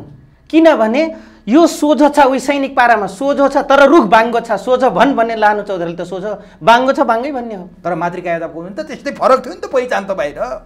त उनी त तपाईँ जस्तै सिधा बोल्ने मान्छे थिएनन् मातृका यादव। ठुकेको ठुक चाट्ने मदर फोकर जिन भएको मान्छे पो त्यो गर्छ, लानु चौधरी त गर्दैन। मैले तपाईँलाई भनेको छु, म सांसदै नबन्नु, म कुनै मन्त्री बन्ने मेरो इच्छाले गरेन, मैले इन टोटल वारको लागि लड्यो। त्यस कारणले गर्दाखेरि म यदि त्यो गर्ने हो भने उमेशजी अहिले पनि म हटाउन सक्छु, तर सेतोलाई सेतो, कालोलाई कालै भन्नुपर्छ। त्यो तपाईँमा भएन, स्वाभिमानले गर्दा तपाईँ बस्न सक्नु भएन हो। किन? मेरो स्कुलिङ होइन, मेरो घरको ड्याड ममको पनि होइन, मेरो बुवा आमाको, जोक्नी थरुनी रन्नुराम दङ्गोराको पनि होइन, मलाई ल्याएर पढाउने हुर्काउने कलावती जोशी र सुधा दाहालको पनि होइन, शिवराज जोशी र यज्ञनी दाहालको पनि होइन। किन? मेरो तीनटा मम र तीनटा फादर छन्। मेरो जीवन दिँदाखेरि त्यस्तो स्कुलिङमा हुर्किएको मान्छे तपाईँ, हजुर, प्रचण्डको स्कुलिङमा कहाँबाट छिर्नुभयो? तपाईँका त्यो नेतृत्व गण हेर्दा त अहिले आफै भन्नुहुन्छ त तपाईँ त्यो स्कुलिङमा कसरी रमाउन सक्नु भएको थियो त? तपाईँ त्यत्रो जनयुद्धको अवधिभरि तपाईँ पनि अवसरवादी त हो नि। त्यो अवसर होइन, त्यो आवश्यकता हो। जहाँ कुनै पावर सेन्टरले लानु चौधरीलाई माओवादीमा काम गर भनेको थियो? नै, मिडियाको साथीसँग सोध्नुहोस् या कुनै पावर सेन्टरसँग सोध्नुहोस्, लानु चौधरी कुवा त मोबिलाइज थियो भनेर होइन। तर मेरो लिङ्क थियो। लिङ्क यस कारणले थियो, मलाई ल्याउने मन्त्री लेभलका मान्छे थिए, मलाई पढाउने यहाँको एनजिओ 101 चलाउने व्यक्ति। मेरो फादर, गडफादर शिवराज जोशी र यज्ञनी दाहाल राजनीतिकमा र विभिन्न च्यानलमा, तपाईँको च्यानल भएका, लिङ्क भएका, पावर लिङ्क भएका राष्ट्रिय अन्तर्राष्ट्रिय थिए। जुन यहाँले भन्नुभयो तपाईँ किन हटाउनु भएन भन्दाखेरि त्यहाँ पनि उमेशजी त्यही झोलबक्का माइन्डका प्रतिवाद गर्न नसक्ने, अथवा त्यो कुरालाई यसो हो नि त कमरेड म किन गरौँ र नभन्ने, अथवा जे गर मर्न जान्छु, हजुर म मर्न आएको, म मरौँ भन्ने जो सिपाहीलाई पुलिसमा सिकाइन्छ, त्यही टाइपको गौरी चौधरी जस्ता र लेखराज भट्ट जस्ता सम्पत्ति लुकाउनलाई आउनेहरूको एउटा जट्ठा, त्यसपछि प्रतिशोध साट्नेहरूको ग्याङ होइन, बच्नको लागि अपराध लुकाउनको आउने ग्याङको एउटा जट्ठा त्यहाँ रह्यो। तपाईँले रमाउनु किन भयो भन्दाखेरि मैले त हार्डली इन टोटल वारको लागि मात्र लाग्यो, जो बाबुरामले सुरुमै भन्नुभएको थियो कि परिवर्तित हुनुपर्छ। हुन त म काङ्ग्रेसी छात्र छायामा। अब यही भएर नि, जस्तो बाबुरामको प्रशिक्षणबाट तपाईँ प्रभावित हुनुभयो हो, बारम्बार भन्नुहुन्छ, तर मार्क्सवादको प्रशिक्षण दिने बाबुराम, हजुर, मार्क्सवादका धारा धारा तपाईँहरूले प्रशिक्षित पार्ने बाबुराम, हजुर, चाहे स्टालिनको होस्, चाहे अरू नै कम्युनिस्ट, विश्व कम्युनिस्ट नेताहरूका बारेमा तपाईँहरूलाई प्रशिक्षण दिने, माओ सेतुङका प्रशिक्षण दिने, एङ्गल्सका प्रशिक्षण दिने बाबुराम भट्टराई आज न त्यो मार्क्सवादमा छन् न त्यो माओवादमा छन् मधेसवादमा बाबुराम भट्टराई कहाँबाट गयो हो जनयुद्धको अनि के थियो नै एउटा म भन्छु एउटा त जनयुद्धको हामीलाई घोडा बनाएर लगाम लगाए मार्क्सवादको थ्योरीमा लेनिन स्टालिन माओ एङ्गल्स दुनियाँ यावत विश्व कम्युनिस्ट प्रतिवादकहरूको नाम लिएर एक दोस्रो कुरो आज मधेसमा किन रमाए हो बाबुरामलाई म यहीँनिर सपोर्ट गर्दिनँ साँच्चै नै उत्पीडन पर्यो उनको मार्क्सवाद यदि सही हुँदो हो भने र उनको पावर सेन्टरले दिएको गाइडलाइन्स हो भने उनी थारू लगायत यहाँ सुन्नुहोस् थारू लगायत कर्णालीकै पिछडा पछि परेको छैन भौगोलिक रूपले विचार बाहुन क्षेत्री त हो ठकुरी त छन् त्यहाँ सिजा राज्यको इतिहास छ ढुम्राकोट डोटीको इतिहास छ टिप्लिङको खाती राज्यको इतिहास छ 2224 खस राजाको कुरा गर्नुहुन्छ भने होइन त्यतिखेरको सभ्यताको कुरा गर्नुहुन्छ भने त्यो पनि उत्पीडनमा छ हुम्ला बजाङ बाजुरा पनि उत्पीडनमा छ आज तिनको पक्षमा जान सक्थे अन्य उत्पीडन के अरे चेपाङहरूको पक्षमा जान सक्थे राउटेहरूको पक्षमा जान सक्थे साँच्चै नै प्रोफेसर हो साँच्चै नै विद्वान हो भने त तिनले जगाउनु पर्थ्यो हो कि होइन ल भन्नुहोस् त तर आज मधेसतिर किन लाग्यो त्यो पनि मालिकको निर्देशन हो निर्देशन के हो यही खोज्दैछु म निर्देशनै हो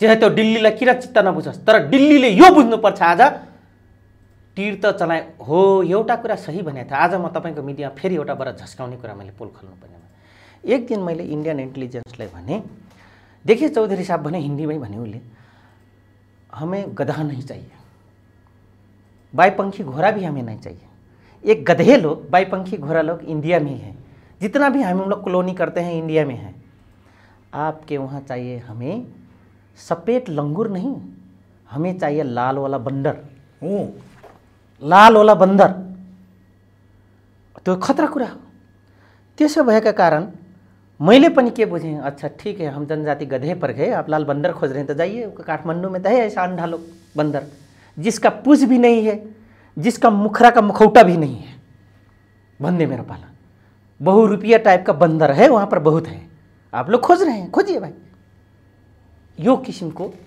दिल्लीको पनि एउटा लेगेसी हो तर बाबुरामले के भनिरहेछन् भने 2072 सालको संविधान जारी गरियो परिवर्तन आयो तर मधेसका माग पूरा हुन सकेनन् मधेसीका माग पूरा हुन सकेनन् त्यसकारण म फेरि तिनीहरूको अधिकारको लागि लड्न मधेस केन्द्रित दलमा गए तिनले अझै मधेस स्वाभाविक हैन कुरो बाबुरामको पनि भद्राईहरू त्यही मगध राज्यबाट आएका हुन् यिनको पुर्खौली पल्टाउँदाखेरि मगधी रहेछन् मध्य देशको नागरिकलाई मधेस भनिन्छ अपभ्रम शब्दहरू उहाँको बाजे बराजु पनि मगध राज्यबाट आएको रहेछ पौराणिक कालमा त्यसकारण उहाँले त्यता लागेको हो त्यो लेगेसी हुन्छ के एउटा एउटा तर उहाँले मार्क्स अनि यहाँ सुन्नुहोस् अब म भन्न जाँदैछु थारूलाई पनि मधेसी देखेछ बाबुराम भद्राईले त्यो चाहिँ दिल्लीको चस्मा लाग्यो होला नेपालमा त उसै पनि चस्मा बन्दैन ढुङ्गा मात्रै हुन्छ हैन सिसा पाउनु त त्यतैतिर हो उसको त्यो महाराष्ट्रतिर त्यसैले होला बाबुराम भद्राईले मधेसी देख्ने एक दोस्रो कुरा बाबुराम भद्राई फेरि पनि 8वटा जिल्ला दिलाउनमा यत्रो ठुलो कसरत गरे एउटा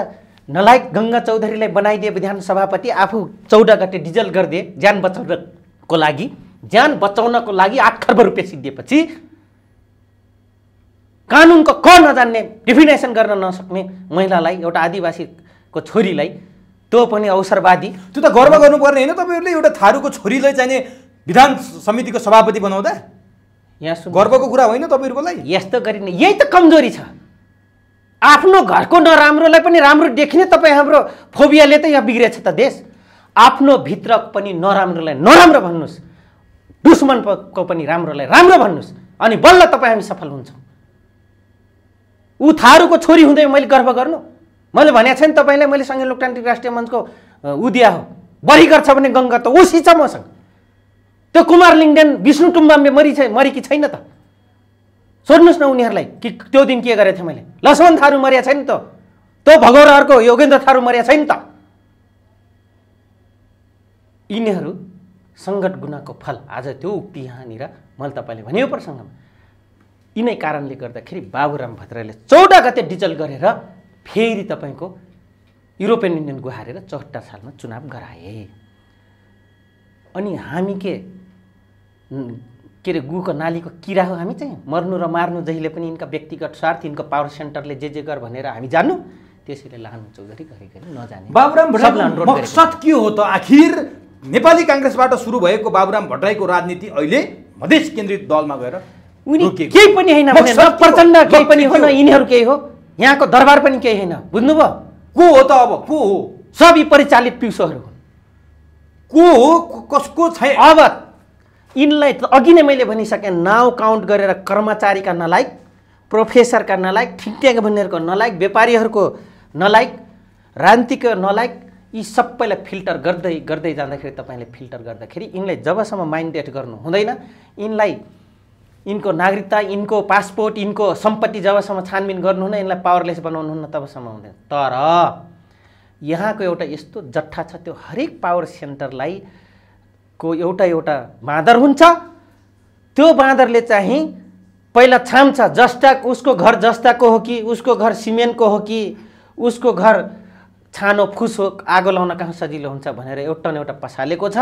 त्यो बाँदरहरूले पठाउँछन् त्यता खबर, र त्यो बाँदर धेरै छन्, र तिनै बाँदरहरूले गर्दा हरेक स्वाभिमान, देशभक्ति, जनतावादी नेताहरूले बिगारेको अवस्था हो। तर लामो चौधरीमाथि एउटा आरोप लागिरहेको छ। हजुर, हिजो जनयुद्ध गर्दा सुप्रिमो मानेको प्रचण्ड, हिजो जनयुद्ध गर्दा एउटा आदर्शवान नेता मानेको डाक्टर बाबुराम भट्टराई, यी पात्रहरूको आज अलिकति पनि हिजोको केही माया मोह, दया, नेतृत्वप्रतिको एउटा मलाई गरे माया मोह, मैले गर्दै नगरेको गल्ती, हामीले गर्दै नगरेको गल्ती टिकापुर र गर्दै नगरेको गल्ती पार्टीमा यत्रो ठुलो आक्षेप लाए, ज्यानको भिख माग्नु पर्यो।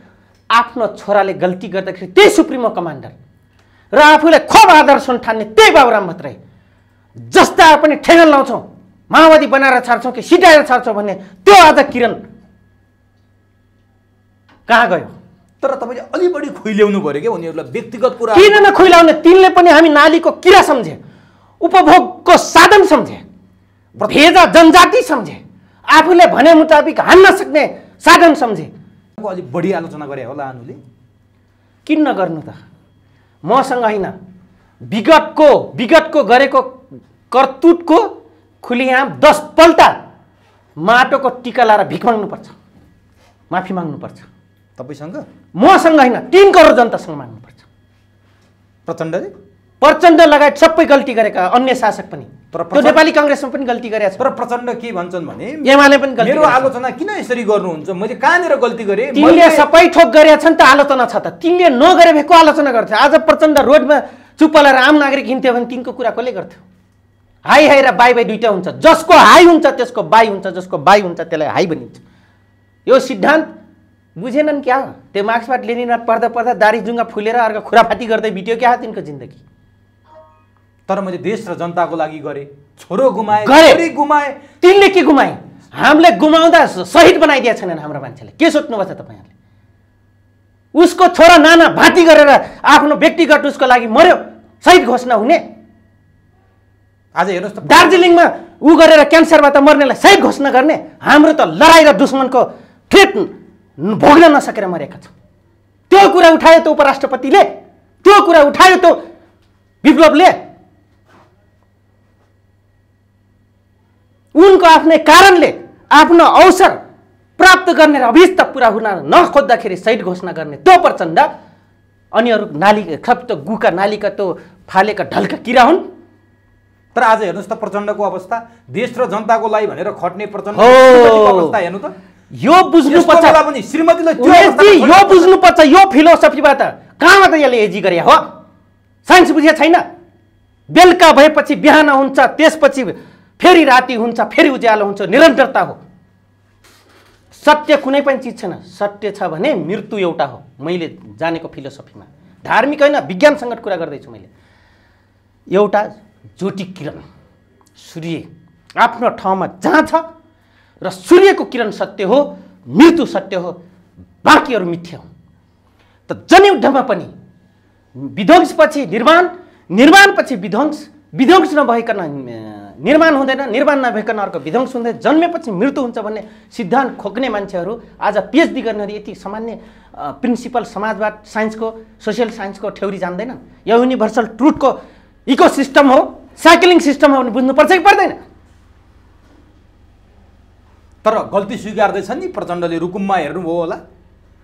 अब म पुराना साथीहरूलाई ठाउँ दिन्छु, स्थान दिन्छु। मैले गल्ती गरेँ, मैले हिजो युद्धमा ज्यान गुमाएकाहरूलाई मैले हेर्न सकिनँ, शहीद परिवार हेर्न म त सकिनँ, अस्तिसम्म बेपत्ता यहाँ परिवार। सुन्नु, मान्छे उसै पनि म त फेरि गलत शब्द भनौँ, मै बिहाफले भन्दैछु क्या, यो भनिराख्ने। तर पुर्खाले जे गलत शब्द निकालेका छन् त्यो बहुत सही छ, वैज्ञानिक छ क्या, त्यसैले गाली बनाएको हो। कुन शब्द? तर जनताका घर घरमा बसेर खान थाले नि त प्रचण्ड। हेर्नु त, हेर्नु होला नि तपाईँले। झन्नै पन्नुले हान्या छैन कुन चाहिँ शहीदको स्वास्नीले र बालबच्चाले प्रचण्डलाई झन्नै हान्या छैन, बच्या रहेछ आजको दिनसम्म। त्यो कुरा त आएन त, सार्वजनिक भएन। हो, यस्तै कुराहरू तपाईँ जस्ता मिडिया र समाजले नभनौँ लाज हुन्छ भनेर हगेर गनाइसक्यो, पिसाब मात्रै फिर्यो भनेर भन्ने जुन हाम्रो समाजको गाइडलाइन छ नि, यही नै तपाईँ हाम्रो लागि दुर्घटना हो। प्रचण्डको साँच्चीकै भित्रैदेखि आएको हुटुटी हो या होइन, यसो नाटक भयो। अरे प्रचण्डजी, उमेशजी ठुक लाएर रोएकोहरूलाई सेन्टिमेन्ट बुझ्ने पात्र हो यो, मैले जान्दछु। यहाँ त ठुक लाएर यसरी रोएर आफ्नो सेन्टिमेन्ट क्रिएट गर्ने पात्र हो एउटा। त्यही भएर मुल्ला साहबले भन्ने गर्छन्, तपाईँको मुल्ला साहब नवाबहरूले कला र गला हुनुपर्छ। उनीसँग कला पनि छ, नौटङ्की गर्ने गला पनि छ। अब प्रचण्ड फेरि त्यही भएर सेक्सपियरले भने लाइफ इज अ ड्रामा। त पोलिटिकल ड्रामाको एउटा क्यारेक्टरको एउटा पात्र, एउटा पर्सन हुन् जो प्रचण्ड हुन्। अब प्रचण्ड पुनर्स्थापित हुने देख्नुहुन्छ, सम्भावना देख्नुहुन्छ तपाईँ? त्यो हुनसक्छ। यहाँको नेपालीको हैसियत के छ? दिदिम त्यो पल्लो घरको फलाने हो क्या, परको राम्रो मान्छेलाई दिनुभन्दा हाम्रो यो घर छिमेकको यसलाई दिउँ न, यो त आफ्नो हो नि भन्ने एउटा दिमाग छ। जब त्यसलाई फेरि अर्को बिटन्ट गर्छ अनि एउटा हाँसो र एउटा रमाइलो एउटा प्रसङ्ग बस नेपालीमा एउटा उखान छ, छोरी लग्यो ज्वाइँले, त छोरी त ज्वाइँले लाने हो। अनि फेरि यहाँ के भन्ने गरिन्छ, हेत्तेरिका यस्तालाई भोट दियो भने यो त सुध्रेला भनेको त बजिया सुध्रेन छ भन्ने पस्ताउने हाम्रो संस्कार छ। तर पटक पटक विवादमा तानिने प्रचण्ड, बोलीकै भरमा विवादमा तानिने त गरिरहेछन् र विवादमा तानिएछन्। उनी नगरिया भए, केही नगरिया भए त विवादमा तानिए। तर कहिले कम्फर्टेबल सरकार भनेर विवादमा तानिन्छन्, कहिले भूमिमा गएर कहिले मालिकलाई सफल गर्ने। उनको भनाइ के भने, त्यही मालिकहरूको अरू दाजुभाइले मैले चिन्न सकिनँ, अब चाहिँ उनलाई समाहित गराएर फेरि कम्फर्टेबल भनेको अलिकति सहजपूर्ण भनेको कारण हो। कसले असहज बनाए त्यो चाहिँ को हुन् भने मैले चिनिनछु भनेको हो उहाँले, होइन? कम्फर्टेबल भनेको त्यो हो सभ्य भाषा। अनि कपिल वस्तुको हिन्दी भाषाको भाषा हो। अब बर गहिरो कुरा ल्याउनु, त्यो ठाउँमा हिन्दी भाषा बोलिँदैन। एक प्रचण्डले बुझ्नुपर्ने के हिन्दी उनी मात्रै जान्दछन् के हामीभन्दा अगाडि के ऊ हुन् भनेर चितवन बसेर हिन्दी जाने भनेर हिन्दी बोल्ने हो? त्यो ठाउँमा ओधी भाषा बोलिन्छ। पौराणिक त्रेता युगमा अवधको क्षेत्र हो त्यो, जहाँ आदिवासी थारू थियो। राम 14 वर्ष वनवास बसेका हुन्, तपाईँको मिडिया त मैले भनेको छु। त्यो अवधिको एरिया हो पौराणिक कालमा, त्यहाँ अवध भाषा बोलिन्छ। युपीभरि अवधी भाषा बोलिन्छ, हिन्दी बोलिँदैन। हेर्नुहोस्, तर उनले हिन्दी बोले। अब हेर्नुहोस् त्यो मान्छेको के हो चरित्र, के को लागि बोले उनी हिन्दी? कसलाई खुसी पार्नु थियो? अथवा दिल्लीले खुसी पार्न। तर हिन्दी दिल्लीका मिडियाका मान्छे पत्रकारहरूले बुझ्ने गरी बोलिदिनु पर्यो भनेर सुरुवात गरेका थिए नि त उनले। भारतका मान्छे पनि आएका थिए नि त, भारतका पत्रकारहरू जो प्रचण्ड जानुभन्दा अगाडि भारतीय सञ्चार माध्यमले प्रचण्ड आउँदैछन् भनेर विज्ञापन गरेका थिए। त्यो बुझाइदिनु पर्ने थियो। ए उमेशजी, त्यो ठाउँ त्यस्तो ठाउँ हो, तपाईँ त रुकुमको पर्नुभयो, म त त्यहीँ कैलालीको परेँ। त्यो त्यस्तो ठाउँ भयो, 10 गजाभन्दा वारी 4-5 बिघा हुन्छ खेती यहाँ गर्छ, 4-5 बिघा हुन्छ के अरे इन्डियामा। तर मालपोत कहाँ बुझाउँछ त्यहाँको त्यो एरियाको मान्छे, थाहा छ तपाईँलाई? गएर इन्डियाको सरकारले बुझाउँछ। यस्ता यस्ता देखाएको छु मैले। हामी बोर्डरको मान्छे, तिनको पनि दैनिकी चरित्र हामीले देखाएको छ, दोगलाहरू देखाएको छ। तर एउटा छ फेरि सही कुरा, आज युपीमा 18 करोड जनसङ्ख्या थारूहरू छ, राणा र मल्हरिया, कठरिया र डेसौरी थारू गरेर। त्यहाँ कहिले पनि इन्डियन थारूले नेपालमा खेती भने नेपालै बुझाउँछ, इन्डियाको इन्डिया बुझाउँछ। यो युपी सरकारलाई उहाँहरूको गल्तीको एउटा प्रकाष्ठ भन्दैछु, जसले हामी दैनिकी भोगेका छौँ। मैले प्रचण्डले दिल्लीलाई खुसी पार्न हिन्दीमा भाषण गरे भने तपाईँको तर्क हो। हामी बोल्यौँ भने तपाईँ स्वयं ब्राह्मण हो, त्यो दिन काजक्रिया गर्दाखेरि चोखो लाउने भनेपछि चोखो के लाउने त? जनै र ढोटी लाउने। तर त्यहाँको मान्छे ढोटी लगाइदियो भने त्यो मधेसी देख्दछ। अब हामी हिन्दीमा बोले भए ओ राष्ट्रिय तत्त्व भन्थे, नेपाली अडियन्सले मैले भन्दैछु, तिम्रा त्यो नेता, ए कमरेडहरू, तिम्रो त्यो नेता हिन्दी बोल्दा अराष्ट्रिय तत्त्व त देखेन छौ त। अब देख तिम्रो नेता को हो भनेर। त्यसपछि लाहनु चौधरीको क्रिटिसाइज गर। हिम्मत छ भने, होइन भने आऊ मसँग मिडियाका अगाडि 100वटा क्यामेरा लगाइदिनुहोस्, इन द फ्याक्ट भनिदिन्छु म। त्यसपछि हेरौँ त को ढोटीवाद हो, को इन्डियनवाद हो, को सही जनवाद हो, को होइन। तर नि लानुजी यो यो यो यति कुरा भइरहँदा सत्ता समीकरणको खेल पनि तीव्र गतिमा अगाडि बढिरहेको छ। सत्ता समीकरण यहाँको होइन, यहाँका पात्र हुन्। सत्ता समीकरण त्यो उत्तर र दक्षिण हुने, तीनतिर यतिकै घेरा छैन। तर प्रचण्डको चासो अलि बढी त्यही कपिल वस्तुमा अलि बढी, अब राजनीतिक फोर्स बदलिन्छ, अब चाँडै नयाँ सरकार बन्छ भनेर काठमाडौँ फर्केका प्रचण्ड फेरि त्यो भाषबाट उम्किन सकेनन् नि। केले रोक्या छ प्रचण्डलाई? समर्थन फिर्ता पनि लिँदैनन् सरकारको। केपी ओली प्रतिगामी भनेर हटाउँछु भनेर पनि बारम्बार बोली गर्छन्। केपी ओली विदेशीका एजेन्ट हुन् पनि भन्छन्, अनि आफैले हिन्दीमा भाषण गर्छन्। केपी ओलीको समर्थन फिर्ता लिन पनि सक्दैनन्। किन यस्तो भइरहेछ? यो के हो? यो मलाई प्रश्न नगर्नुहोस् न। प्रचण्डको हिन्दीको भाषण फिर्ता नलिनु, द्वैत चरित्र देखाउनु, होइन, केपीलाई विदेशी एजेन्ट भन्नु, अर्काको उसमा जुम्रा हिँड्ने देख्नु, आफ्नो भैँसी हिँड्या पनि नदेख्नु उनको चरित्र हो। अघि तपाईँले एउटा प्रश्न कोट्याउनु भयो इन्फर्मल कुरामा कि म 42 सालमा एक त केन्द्र मसालको महामन्त्री हुँदा पनि मेरो क्रिटिसाइज हुन्थ्यो। मोमो खाएको, पाटन ढोकामा मोमो खाएको समेत मेरो आलोचना भएको छ। मोमो खाएको आलोचना कुरा गरौँ। हामी भैरवगढमा थियौँ, हिमाल शर्मा र लगायत सबैजना, कृष्ण केसी लगायत विद्यार्थीको उपाध्यक्ष कृष्ण केसी लगायत अग्रज दाईहरू थियौँ, सबैजना थियौँ हामी कमरेडहरू। त्यसपछि लमजुङको एउटा संस्कृत पढाउने गुरुज्यूको क्रिटिसाइज गर्नुभयो। ममा कसरीसम्म हुँदो रहेछ त्यो व्यक्तिको, मतलब ममासँग म प्रसङ्ग जोड्दैछु। ममा कस्तो हुँदो रहेछ भने खसीको बनाएको छ, बाहुन त खसी खाने हेर्नु। बिचारा नजान्ने मान्छे त्यसको स्वाद लिनलाई उहाँले पिठो चाहिँ बाहिर गरेर भित्रको मासु कोपेर खानु भएको रहेछ।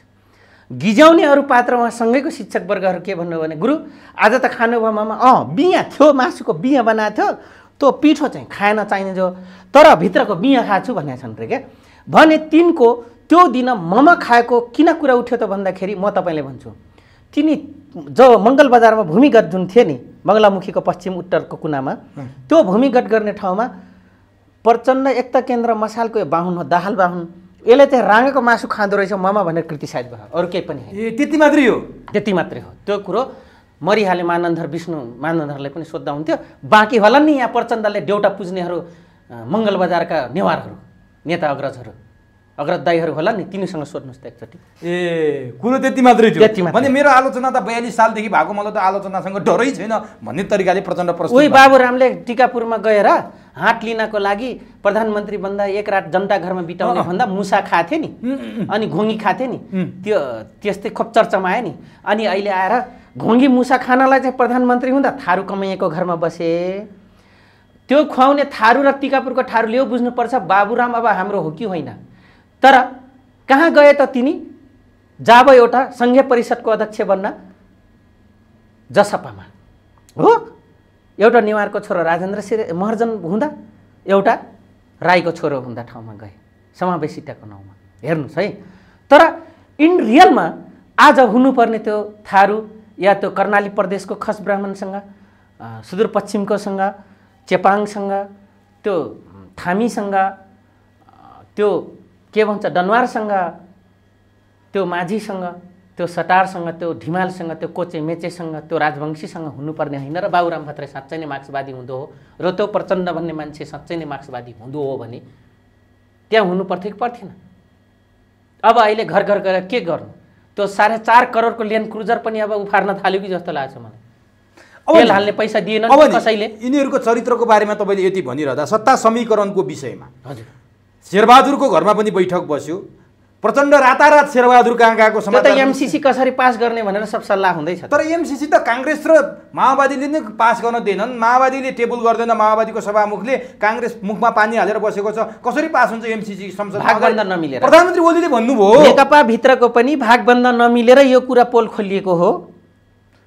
विगतको नेकपा एमाले भित्र पनि यसले भागबन्द मिलिरहेको छैन, माओवादी केन्द्रभित्र मिलिरहेको छैन, काङ्ग्रेसभित्र मिलिरहेको छैन। सकेसम्म यी काङ्ग्रेस एमाले र उनीहरूले चाहिँ मिलिजुली गरे भए चाहिँ कसैलाई आरोप खाने थिएन भन्ने हो। तर एउटा कुरा, एमसीसी त्यतिखेर पास हुन्छ, यहाँ कसैको माइलाल कसैले विश्लेषण गर्छ भने यो लाहनु चौधरी त थारूको बच्चा भएर पनि यो थाहा छ कि लाहनु चौधरीलाई एमसीसी त्यतिखेर पास हुन्छ। उमेशजी चाइना र इन्डियाको हिटमा पोइन्टहरू ल्यायो भने मात्रै, होइन भने एमसिसी हुँदैन। टाली पिट्ने र अंशबन्द गर्ने, भाग मिल्ने, कति कति अर्को पालि चुनाव जित्ने कि नजित्ने पैसा नमिलुन्जेलसम्म त्यो रहेका केन्द्रीय र राजसभाको सबै सांसदलाई भाग नमिलेसम्म यो पास हुँदैन। यो लडाइँ एमसिसीकै हो अहिले, एउटा लडाइँ एमसिसीकै पनि हो। अब जसपाभित्र नि तपाईँ अलिकति यिनीहरूसँग निकट हुनुभएको हुनाले पनि, म निकट होइन, उनको कार्यकर्ता होइन भने होइन, पार्टीको निकट भनेन नि मैले। यो किन जोडिन्छ भने टिकापुर घटना, म कुनै पनि व्यक्तिको चरित्र हत्या गरे होइन कि त्यो बिहेभ जुन छ मधेसीवाद, त्यसपछि थारूलाई फेरि अर्को दास हेर्ने, विगत कमैया हेरियो, अब फेरि राजनीतिक दासत्व हेर्ने मधेसीवादभित्रका अग्रजहरूलाई पनि म भन्छु यो दिमाग ह्याङभन्दा हजुरहरू पनि यहाँहरू पनि बाहिर जानुहोस्, नत्र भने यसको गलत तपाईँहरूले पनि भोग्नुहुन्छ। तर अझसम्म हामी सँगसँगै उनीहरू पनि लगायत अन्य जनजाति या उत्पीडन परेको कर्णाली र सुदूरपश्चिम बोक्टा के अरे तपाईँको खसान जडान पनि पीडित थियो भनेर हामी भनिराख्दाखेरि मात्रै अहिलेसम्म मिलिरहेको उमेशजी है। सुदूरपश्चिमको जडान, खसान र कर्णाली तमुले थारू र तमुले मधेसी भन्यो भने तिनलाई पनि घाटा हुने होला छ। यो मैले किन तपाईँलाई जोड्यो भने टिकापुर घटनासँग लानु चौधरीले अलिकति नजिक भएर अध्ययन गरे मान्छे हो, जोडिएको मान्छे हो। अब अहिले उनलाई त थारूलाई यस्तो गराइएको डिजाइन हो, हेर्नुहोस्, थारू बढी माग्यो, यो यस्तो घटना घटाइदिउँ, मधेस हामी पाइहाल्छौँ, यता त मान्छे पठाइदिउँ, आखण्ड सुदूरपश्चिम वान्टेड भएपछि सिलिन्डर गर्न आउँछ मालिक, तै हो सर्वेसारा भन्न लाग्छ भनेर यो सब आखण्ड सुदूरपश्चिमको अध्यक्ष लगायत शेरबहादुर देउबा के अरे तपाईँको भीम रावल, एनपी साउथ त्यो दिन त्यहाँ आउने, लेखराज भट्टा, रमेश लेखक, बाँकी रहेका अहिले पाएका 8वटा, त्यसपछि गएर लिम्बूहरू पनि नमागुन् भनेर केपी कमरेड, त्यसमा भन्ने त्यो सुभाष नेमाङ, त्यसमै भन्ने माधव कुमार नेपाल र लगायत यिनी पात्रहरू हुन्। उमेशजी यो एकदम डिजाइनमा घटाएको, तर अहिले थरवट नमागुन् भनेर र कहिले पनि 169 आइएलओको नाममा आफ्नो सेपरेसनको कुरा र आफ्नो नमागोस् भनेर तपाईँको नमगाउनको निम्ति चाहिँ यो थप युरोपियन युनियनले चाहिँ लगानी गरेर यो दण्ड फसाद गरायो, जसका कार्यक्रम 4.5 करोड के अरे लाख रुपियाँ लिएर जुन मञ्च बनायो आफ्नो पार्टीको रेशम र लगायत अन्य थारूलाई, हामी जस्ता अलि चल्टा पूर्जा थारूलाई ठेगान लगाउनको लागि र फेरि नस्लबन्दी, त्यो नसल काटिन्छ नि, बन्ध्याकरण लोग्ने मान्छेलाई बनाइन्छ नि, त्यसरी नसलबन्दी, राजनीतिक नसलबन्दी गर्नको लागि यिनले जो चरित्र र यो डिजाइन गरेका थिए, आज भुमरिने फसे। त्यस कारणले अब अर्को द्वन्द्व मच्छ। अब नि जस्तो त्यति बेलाको टिकापुर घटनासँग जोडिएका रेशम चौधरी अहिले सत्ताको भर्याङ जस्तो बनाइएका छन्। त्यो त उनकै पार्टीले बनाएको छ, हामीले बनायो जस्तो नि। राजा थारूलाई रेशम देखेर त्यो एक नसलवादी चरित्रबाट उभो लाग्न नसकेको पुलिस प्रशासन हो। अब जस्तो नि महन्त र राजेन्द्र केपीसँग निकट हुने, उनीहरूलाई केपी ओली प्यारो लाग्ने, बाबुराम र उपेन्द्रलाई शेरबहादुर र प्रचण्ड प्यारो लाग्ने, यो के भएको भने के अब के हुन्छ हो। अब एकदम ट्र्याकमा कुरा हुनु, मान्छे त मान्छे के भनेर किर्र घन्टी लाग्यो काठमाडौँमा आएर म एउटा तराईवासी, अनि जहाँ छोरी हेर को रहेछ भने को मनुमखु मरेछ, मान्छे चाहिँ मान्छे हो, काले काले छ, मध्य देशबाट आएको होला भन्यो। त्यसपछि सबै कालो जातिले मधेसी भन्ने एउटा सुरुवात भयो यहाँ। मैले अब यो प्रसङ्गमा के भने त भन्दाखेरि, यो जोडेको किन प्रसङ्ग हो भन्दाखेरि, जुन बाबुराम भट्टराई र उपेन्द्र यादवको यहाँले कुरा ल्याउनु भयो, कहाँबाट जन्मेका व्यक्ति हुन्, सबैले सजिलै बुझेका व्यक्ति हुन् र बुझेका छैनन् भने उहाँले केलाउनु पर्छ। एक दोस्रो, राजेन्द्र महतो र तपाईँको महन्त ठाकुर कता जन्मेका पट्ठु हुन्, यो मान्नुहोस्। बुझ्नेलाई श्रीखण्ड, नबुझ्नेलाई खुर्पाबेरी, यो पट्ठु भन्ने शब्द तराईतिरै बोलिन्छ र बुझ्ने अरूले बोल्छन्। कहाँबाट आएका पट्ठुहरू हुन् बुझ्नुहोस्। अनि किन लाग्नु, जुन रुखको बोक्रा हो उमेशजी त्यही टाँस्यो भने टाँसिन्छ के, अर्का रुखमा टाँसिन थाले हुन्छ। दुईटा हार्ड फलामलाई स्वाटको कम्बिनेसन र तामाको कम्बिनेसन, केमिकल बम कतिको छ त्यो कुरालाई मान्यता राख्दछ। एउटा गज्जु बाबुबाट उठका हिमायती भएर आएका राजेन्द्र महतो काङ्ग्रेसकै लेगेसी बोकेर पार्लियामेन्टमा अपोजिसनमा बस्नलाई काङ्ग्रेसले बनाएको जन्माएको एउटा गज्जु बाबु त्यही अन्तर्गत बोकेको त्यो पनि एउटा सानो एउटा काङ्ग्रेसको अंश हो। महन्त ठाकुर त्यही काङ्ग्रेसबाट मधेसीलाई ग्रेप गर है भनेर पठाएको गिरिजाप्रसाद कोइराला र थारूलाई ग्रेप गर है भनेर विजय कुमार गच्छरदारलाई पठाएका। त्यसपछि गएर जातीय बाटका लेभल मैले भनेको छ नि कुनै मिडियामा तपाईँको भरत दाहालदेखि अहिलेसम्म हामीसम्म कारबाही किन गरे प्रचण्डले त्यसका पात्र ऊ हुन् कि होइनन् के अरे उपेन्द्र यादवजी। त्यसपछि उपाध्यक्ष बनाएर अध्यक्ष कहिले बन्न नदिने त्यसपछि रिस उठे बाबुराम भट्टराई हुन् कि होइनन्। यी कहाँबाट जन्मिया मुलाका ड्याङ हुन्। अब कुरा रह्यो म तपाईँले मुलाका ड्याङ भनेपछि सेतो मुला हो कि रातो पिउठाउने मुला हो। अब यहाँनिर बुझ्नु हो मुला त मुला हो स्वाद त्यस्तै हुन्छ बाहिर त पिरै हुन्छ अलिकति स्वाद फरक हुन्छ।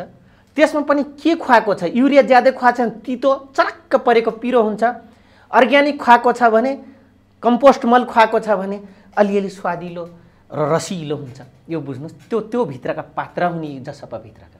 त्यसपछि यता यो बुझ्नुहोस्। अनि सिङ्गो रहन्छन् अब कि सत्तामा जानेलाई के हुन्छ यिनीहरूको भविष्य के? तराईको कहिले पनि कुनै सिद्धान्तका पार्टी होइन नि। यी अस्तिसम्म देख्नुभयो नि मन्त्री बन्नलाई एक्लै भए पनि फुट्ट निस्केर मन्त्री बनेका छन् नि। अहिले पनि त्यो रोग लागेको छ। तर अहिले त झ्याप्प निर्णय गरेका छैन नि जसपाले। हेर्नु सुगर कसैले सुगर छ भने जिनियो हो सुगर कसैले छ भने काहीँ न कसैले सुगर देखिहाल्छ। अहिले केमा अलमल छ त जसपा? अब त्यही हो मन्त्रलाई कुन कुन पाउने। केपी ओलीसँग जान्छ कि शेरबहादुर प्रचण्डसँग जान्छ? जान केपी र प्रचण्डसँग के अरे सरी शेरबहादुरजीसँग हुन्। प्रचण्डसँग गयो भने मान्नुहोस् यो तर प्रचण्ड र शेरबहादुर त एउटै लाइनमा देखिन्छ। अर्कै पोलिटिकल कम्बिनेसन फरक हो र त्यो टिक्दैन भने बुझ्नु होला। अब सरकार कसको बन्ने सम्भावना देख्नुहुन्छ त? केपी लाइनको कि प्रचण्ड र शेरबहादुर लाइनको? समीकरणको चलिरहेछ नि। समीकरण त अब प्रजातान्त्रिक हो सकेसम्म पावर सेन्टरले पनि यस पर्सन खोजिरहेछ। यस पर्सन खोजिरहेछ। काङ्ग्रेसभित्रको पनि उसको अगेन्स्टमा जाने पात्र खोजेको छैन। एमाले भित्र पनि उसको अगेन्स्टमा जाने पात्र खोजिरहेको छैन। उसले यसमेन खोजिरहेछ। अब शेरबहादुर नेकपा माओवादी केन्द्रमा पनि त्यसैले खोजिरहेछ रापरमा त्यही खोजिरहेछ। बाँकी रहेका पिउसोलाई त उसले गन्दैन होइन। को पेटेन्ट छ एउटा न एउटा त पिउसो झुन्ड्याइरहेको हुन्छ। यता पनि छन् हेर्नुहोस् है। तर मैले अघि पनि भने एमसिसी पास होस् अन्य होस् जबसम्म पश्चिमाहरू इन्डिया र चाइनाको अहिटमा आउने कुनै पनि यहाँ हुन दिन्न। उसको फेभरमा हुने भने एमसिसी यिनले रोकेर रोक्छ र? आज प्रत्येक नेपालीले बुझ्नुपर्ने विषय हो। आफूले राष्ट्रभक्ति नेपाल र नेपाली हामी र हाम्रो भन्ने एउटा अलिकति उ छ र आफूले प्रजातान्त्रिक लोकतान्त्रिक गणतान्त्रिक भनेर खुब आफूले बखान गर्छ भने ती पात्रले पनि यो बुझ्नु पर्यो यहाँको पार्लियामेन्टले चाहेर रोक्ने र यहाँको पार्लियामेन्टले रोकेर रोक्ने र यहाँको पार्लियामेन्टले पास गरेर हुने चिज होइन। उमेशजी यो बुझ्नु पर्यो सबले। यो चाहिँ इन्डिया र चाइनाको हिटमा छ भने त कुनै पनि चिज आउँदैन। नेपालीको जति हिटमा होस् र उनको हिटमा छ भने तपाईँ हाम्रो अहिटमा छ भने पनि आएर छाड्छ। अब म अन्तिमतिर छु लालजी। अब सत्ता समीकरण चलिरहँदा प्रधानमन्त्री ओलीले गृहमन्त्री नै परिवर्तन गर्न थाल्नुभयो भन्ने कुराहरू पनि आइरहेको छ। एसएसपीबाट डिआइजी बन्न यिनीहरूको प्रोटोकल र यिनीहरूको इतिहासमा त म 31 वर्ष काठमाडौँ बसेको छु। यी कहाँ बसेको परे के बन्न नसक्दाखेरि मुद्दा मामिला समेत बेहोर्नु परेको थियो होइन। यिनको गृहमन्त्रीको चर्चा छ। सांसद त बने एमाले प्रवेश गरेर गृहमन्त्रीको चर्चा। अब यहाँ सुन्नुहोस् यो कुरा कोट्याइदिनु भयो यहाँले। अब यो कता जाँदैछ भने बुझ्नुहोस्। म त भन्छु सबभन्दा पहिला त नपुसकहरू धेरै भए क्या अब एमालेमा। 2006 सालदेखि जन्मेको पार्टीमा सारा जिन्दगी 5 रुपियाँको सदस्य नेकपा एमालेको सदस्य लिएको मान्छे चाहिँ नलायकै भए क्या हो। अस्ति भर्खर आएको त जागिर खाएको ऊ पनि चिटिङ पर्सन आएर गृहमन्त्रीको दावेदार बन्छ भनेपछि होइन।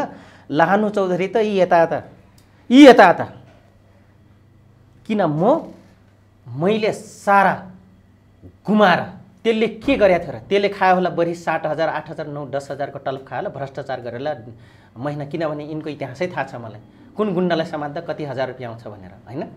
त्यो खाएर आएको त्यो व्यक्ति मैले शिक्षण पेसाबाट आउँदा त हामीले अझै दावेदार गर्दैनौँ या एउटा पोलिटिकल लेगेसी पोलिटिकल मेथोलोजीबाट हामी आउनुपर्छ भन्ने या जनताको जनमत के हो निर्वाचनबाट आउनुपर्छ भन्ने सोध्छौँ भने उनी निर्वाचनबाट आएको हुन्।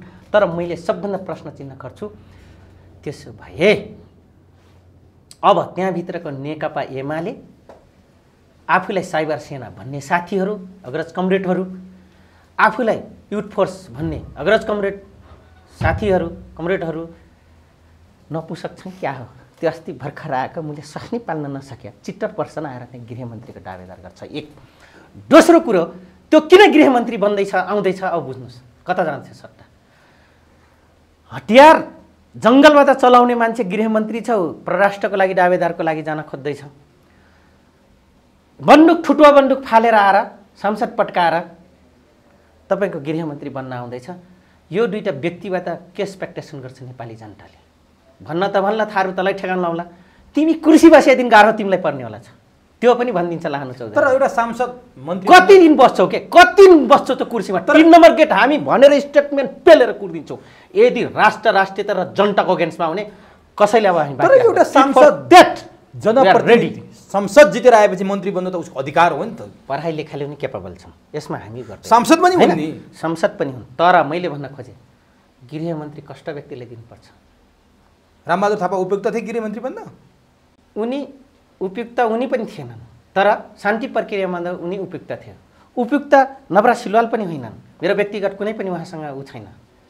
तर छ, एक दिन छ म अर्ध घुमी बस्दाखेरि मेरै सालीलाई बलात्कार गर्ने मान्छेमाथि हातपात गर्दा त अपराधी होस् भनेर आयो। तिमी चाहिँ को हो? नलाग सोट। तपाईँको व्यक्तिगत होला नि त, यो त व्यक्तिगत कुरा ल्याउन पाइला र? किन पाइँदैन? व्यक्तिगत कुरा मेरो राजनीतिक मेरो परिवार गुम्दा के त्यो अर्धन्यायिकको एउटा कर्मचारीले त्यसले खोज्न त न्याय अदालत जानु पर्थ्यो नि। साले त्यत्रो फुली लाउने इन्सपेक्टर भइसकेको राष्ट्रिय अनुसन्धान के अरे उसको नेपाल सिआइबीको क्राइम इन्टेलिजेन्स ब्युरोको इन्सपेक्टर भइसकेको मान्छे त्यति थाहा थिएन? के अरे चोरेर ल्याएको सर्टिफिकेट बुझाएको थियो नि, यत्रा त हुन्छ। लानु चौधरी त भाडा माझेर पर्यो, बिम पाउडर पटपट फुटालेर मैले पर्याएको भने त्यस्ता त्यस्ता पात्र विगत कर्मचारीमा ल्याएँ, अहिले पनि राजनीतिकमा ल्याउँदैछ। त्यस कारणले मैले मेरो मात्र होइन आम नेपाली प्रत्येक जात जाति भाषा भूगोलको म आउने नयाँ जेनेरेसनलाई भन्छु, यस्ता पात्रको मेरो भए पनि विरोध गर साथी हो, मलाई भए पनि विरोध गर। किनभने खेत बगर खर्यान सबै बेचेर परेका तपाईँहरू हुनुहुन्छ। आज खादी रास्ता आउनु परेछ, तर यस्ता यस्ता भेजा स्वाटहरू यो देशको जसले आफ्नो भविष्यको थाहा थिएन, पर्दाखेरि भविष्य क्रिएट गर्छु भनेर गएको होइन, त्यो मान्छे आज बागडोर सम्हाल्न जाँदैछ। कर्मचारीभित्र पनि यस्तो आउँछन् भने विरोध गर, राजनीतिकमा पनि यस्ता व्यक्ति आउँछन् विरोध गर। नेपाली घरेलु उत्पादनलाई निर्यात गर्नुको चाहिँ आयातको कानुन बनाउँछ भने उद्योग वाणिज्य महासङ्घलाई पनि ठेगान लगाऊ। मेरो अनुरोध यो हो सबलाई। अब लानजी म अन्तिममा छु। अघि हामी राजाकैबाट कुरा सुरुवात गरेको थियौँ, राजाकैबाट कुरा अन्तिम गरिदिउँ। कहाँनिर भने जसरी राजाको बारेमा, राजाको भारत भ्रमणका बारेमा हामीले कुरा गऱ्यौँ, भारतको हरिद्वारको बारेमा कुरा गऱ्यौँ, पुष्पवृष्टिका बारेमा कुरा गऱ्यौँ, रथ यात्राका बारेमा कुरा गऱ्यौँ। राजाले त्यहाँ महत्त्वपूर्ण राजनीतिक भेट गर्ने, अमित शाहसँग भेट गर्ने, राजनाथ सिंहसँग भेट गर्ने, नरेन्द्र मोदीसँग भेट गर्ने। यहाँ सुन्नुहोस्, एउटा त यहाँको राजावादी भनाउँदाहरूले बढी यसलाई बजार गरे, एउटा यो बुझ्नुहोस्। अर्को कुरो परम्परागत शैली र विगतको शैली जे थियो त्यसलाई त्यहाँको धर्मावलम्बी या गुरुपुरोहितहरूले त्यहाँको अलि शासन भार चलाउनेहरूले यो गर्नुभयो, यो आफ्नो ठाउँमा रह्यो कि यसलाई धेरै यहाँको तिमीहरूलाई अब ठेगान लाउँछ, इन्डियाले अब राजा ल्याइदिन्छ भनेर ढोल पिट्नेहरूको यो बजारी ज्यादा भएको एउटा, र अर्को त्यो परम्परागत स्वागत भएको छ, यो पोजिटिभली हो फेरि है। तर इन्डियालाई म यो भन्न चाहन्छु पावर सेन्टरहरूलाई, यो राजा साँच्चै नै नेपाली जनता र 1 करोड इन्डियामा बसेका के अरे 1 अर्ब इन्डियामा बसिराख्नु भएका हामी हिन्दू धर्मावलम्बी सबै हामी एउटा धार्मिक हिसाबले एउटै भित्रका फ्यामिली भएका या सम्प्रदाय भएको नाताले गर्दाखेरि यदि यसलाई ट्र्याकमा ल्याउने सही उसमा गर्ने चेष्टा गर्दै हुनुहुन्छ भने यसलाई नेगेटिभ बजार गर्नु हुँदैन हैन। एउटा हिन्दू सम्प्रदायभित्र उहाँले स्वागत गर्नुभएको छ भने यो क्रियाकलापबाट हामी त्रसित हुनु हुँदैन, मेरो भनाइ के। तर यी हामी यहाँ गऱ्यौँ, अब तिमीहरू पनि यसरी गर्नुपर्छ भन्छन् भने ज्ञानेन्द्र सरकार र त्यो गर्ने सम्प्रदाय हाम्रा अग्रज गुरुहरूले ठुल्ठुला स्वामीजीहरू हुनुहुन्छ जसका जीवन्त अध्ययन छ हिन्दू धर्म ब्रह्माण्डको उसमा, उहाँहरूले म अनुरोध गर्न चाहन्छु परम गुरुहरूलाई कि हामी आज राज परिवारलाई नेपाली जनताले कहाँनिर उपेक्षित गरेका थियो। रोयल फ्यामिली आफै चल्न जानेकै होइन।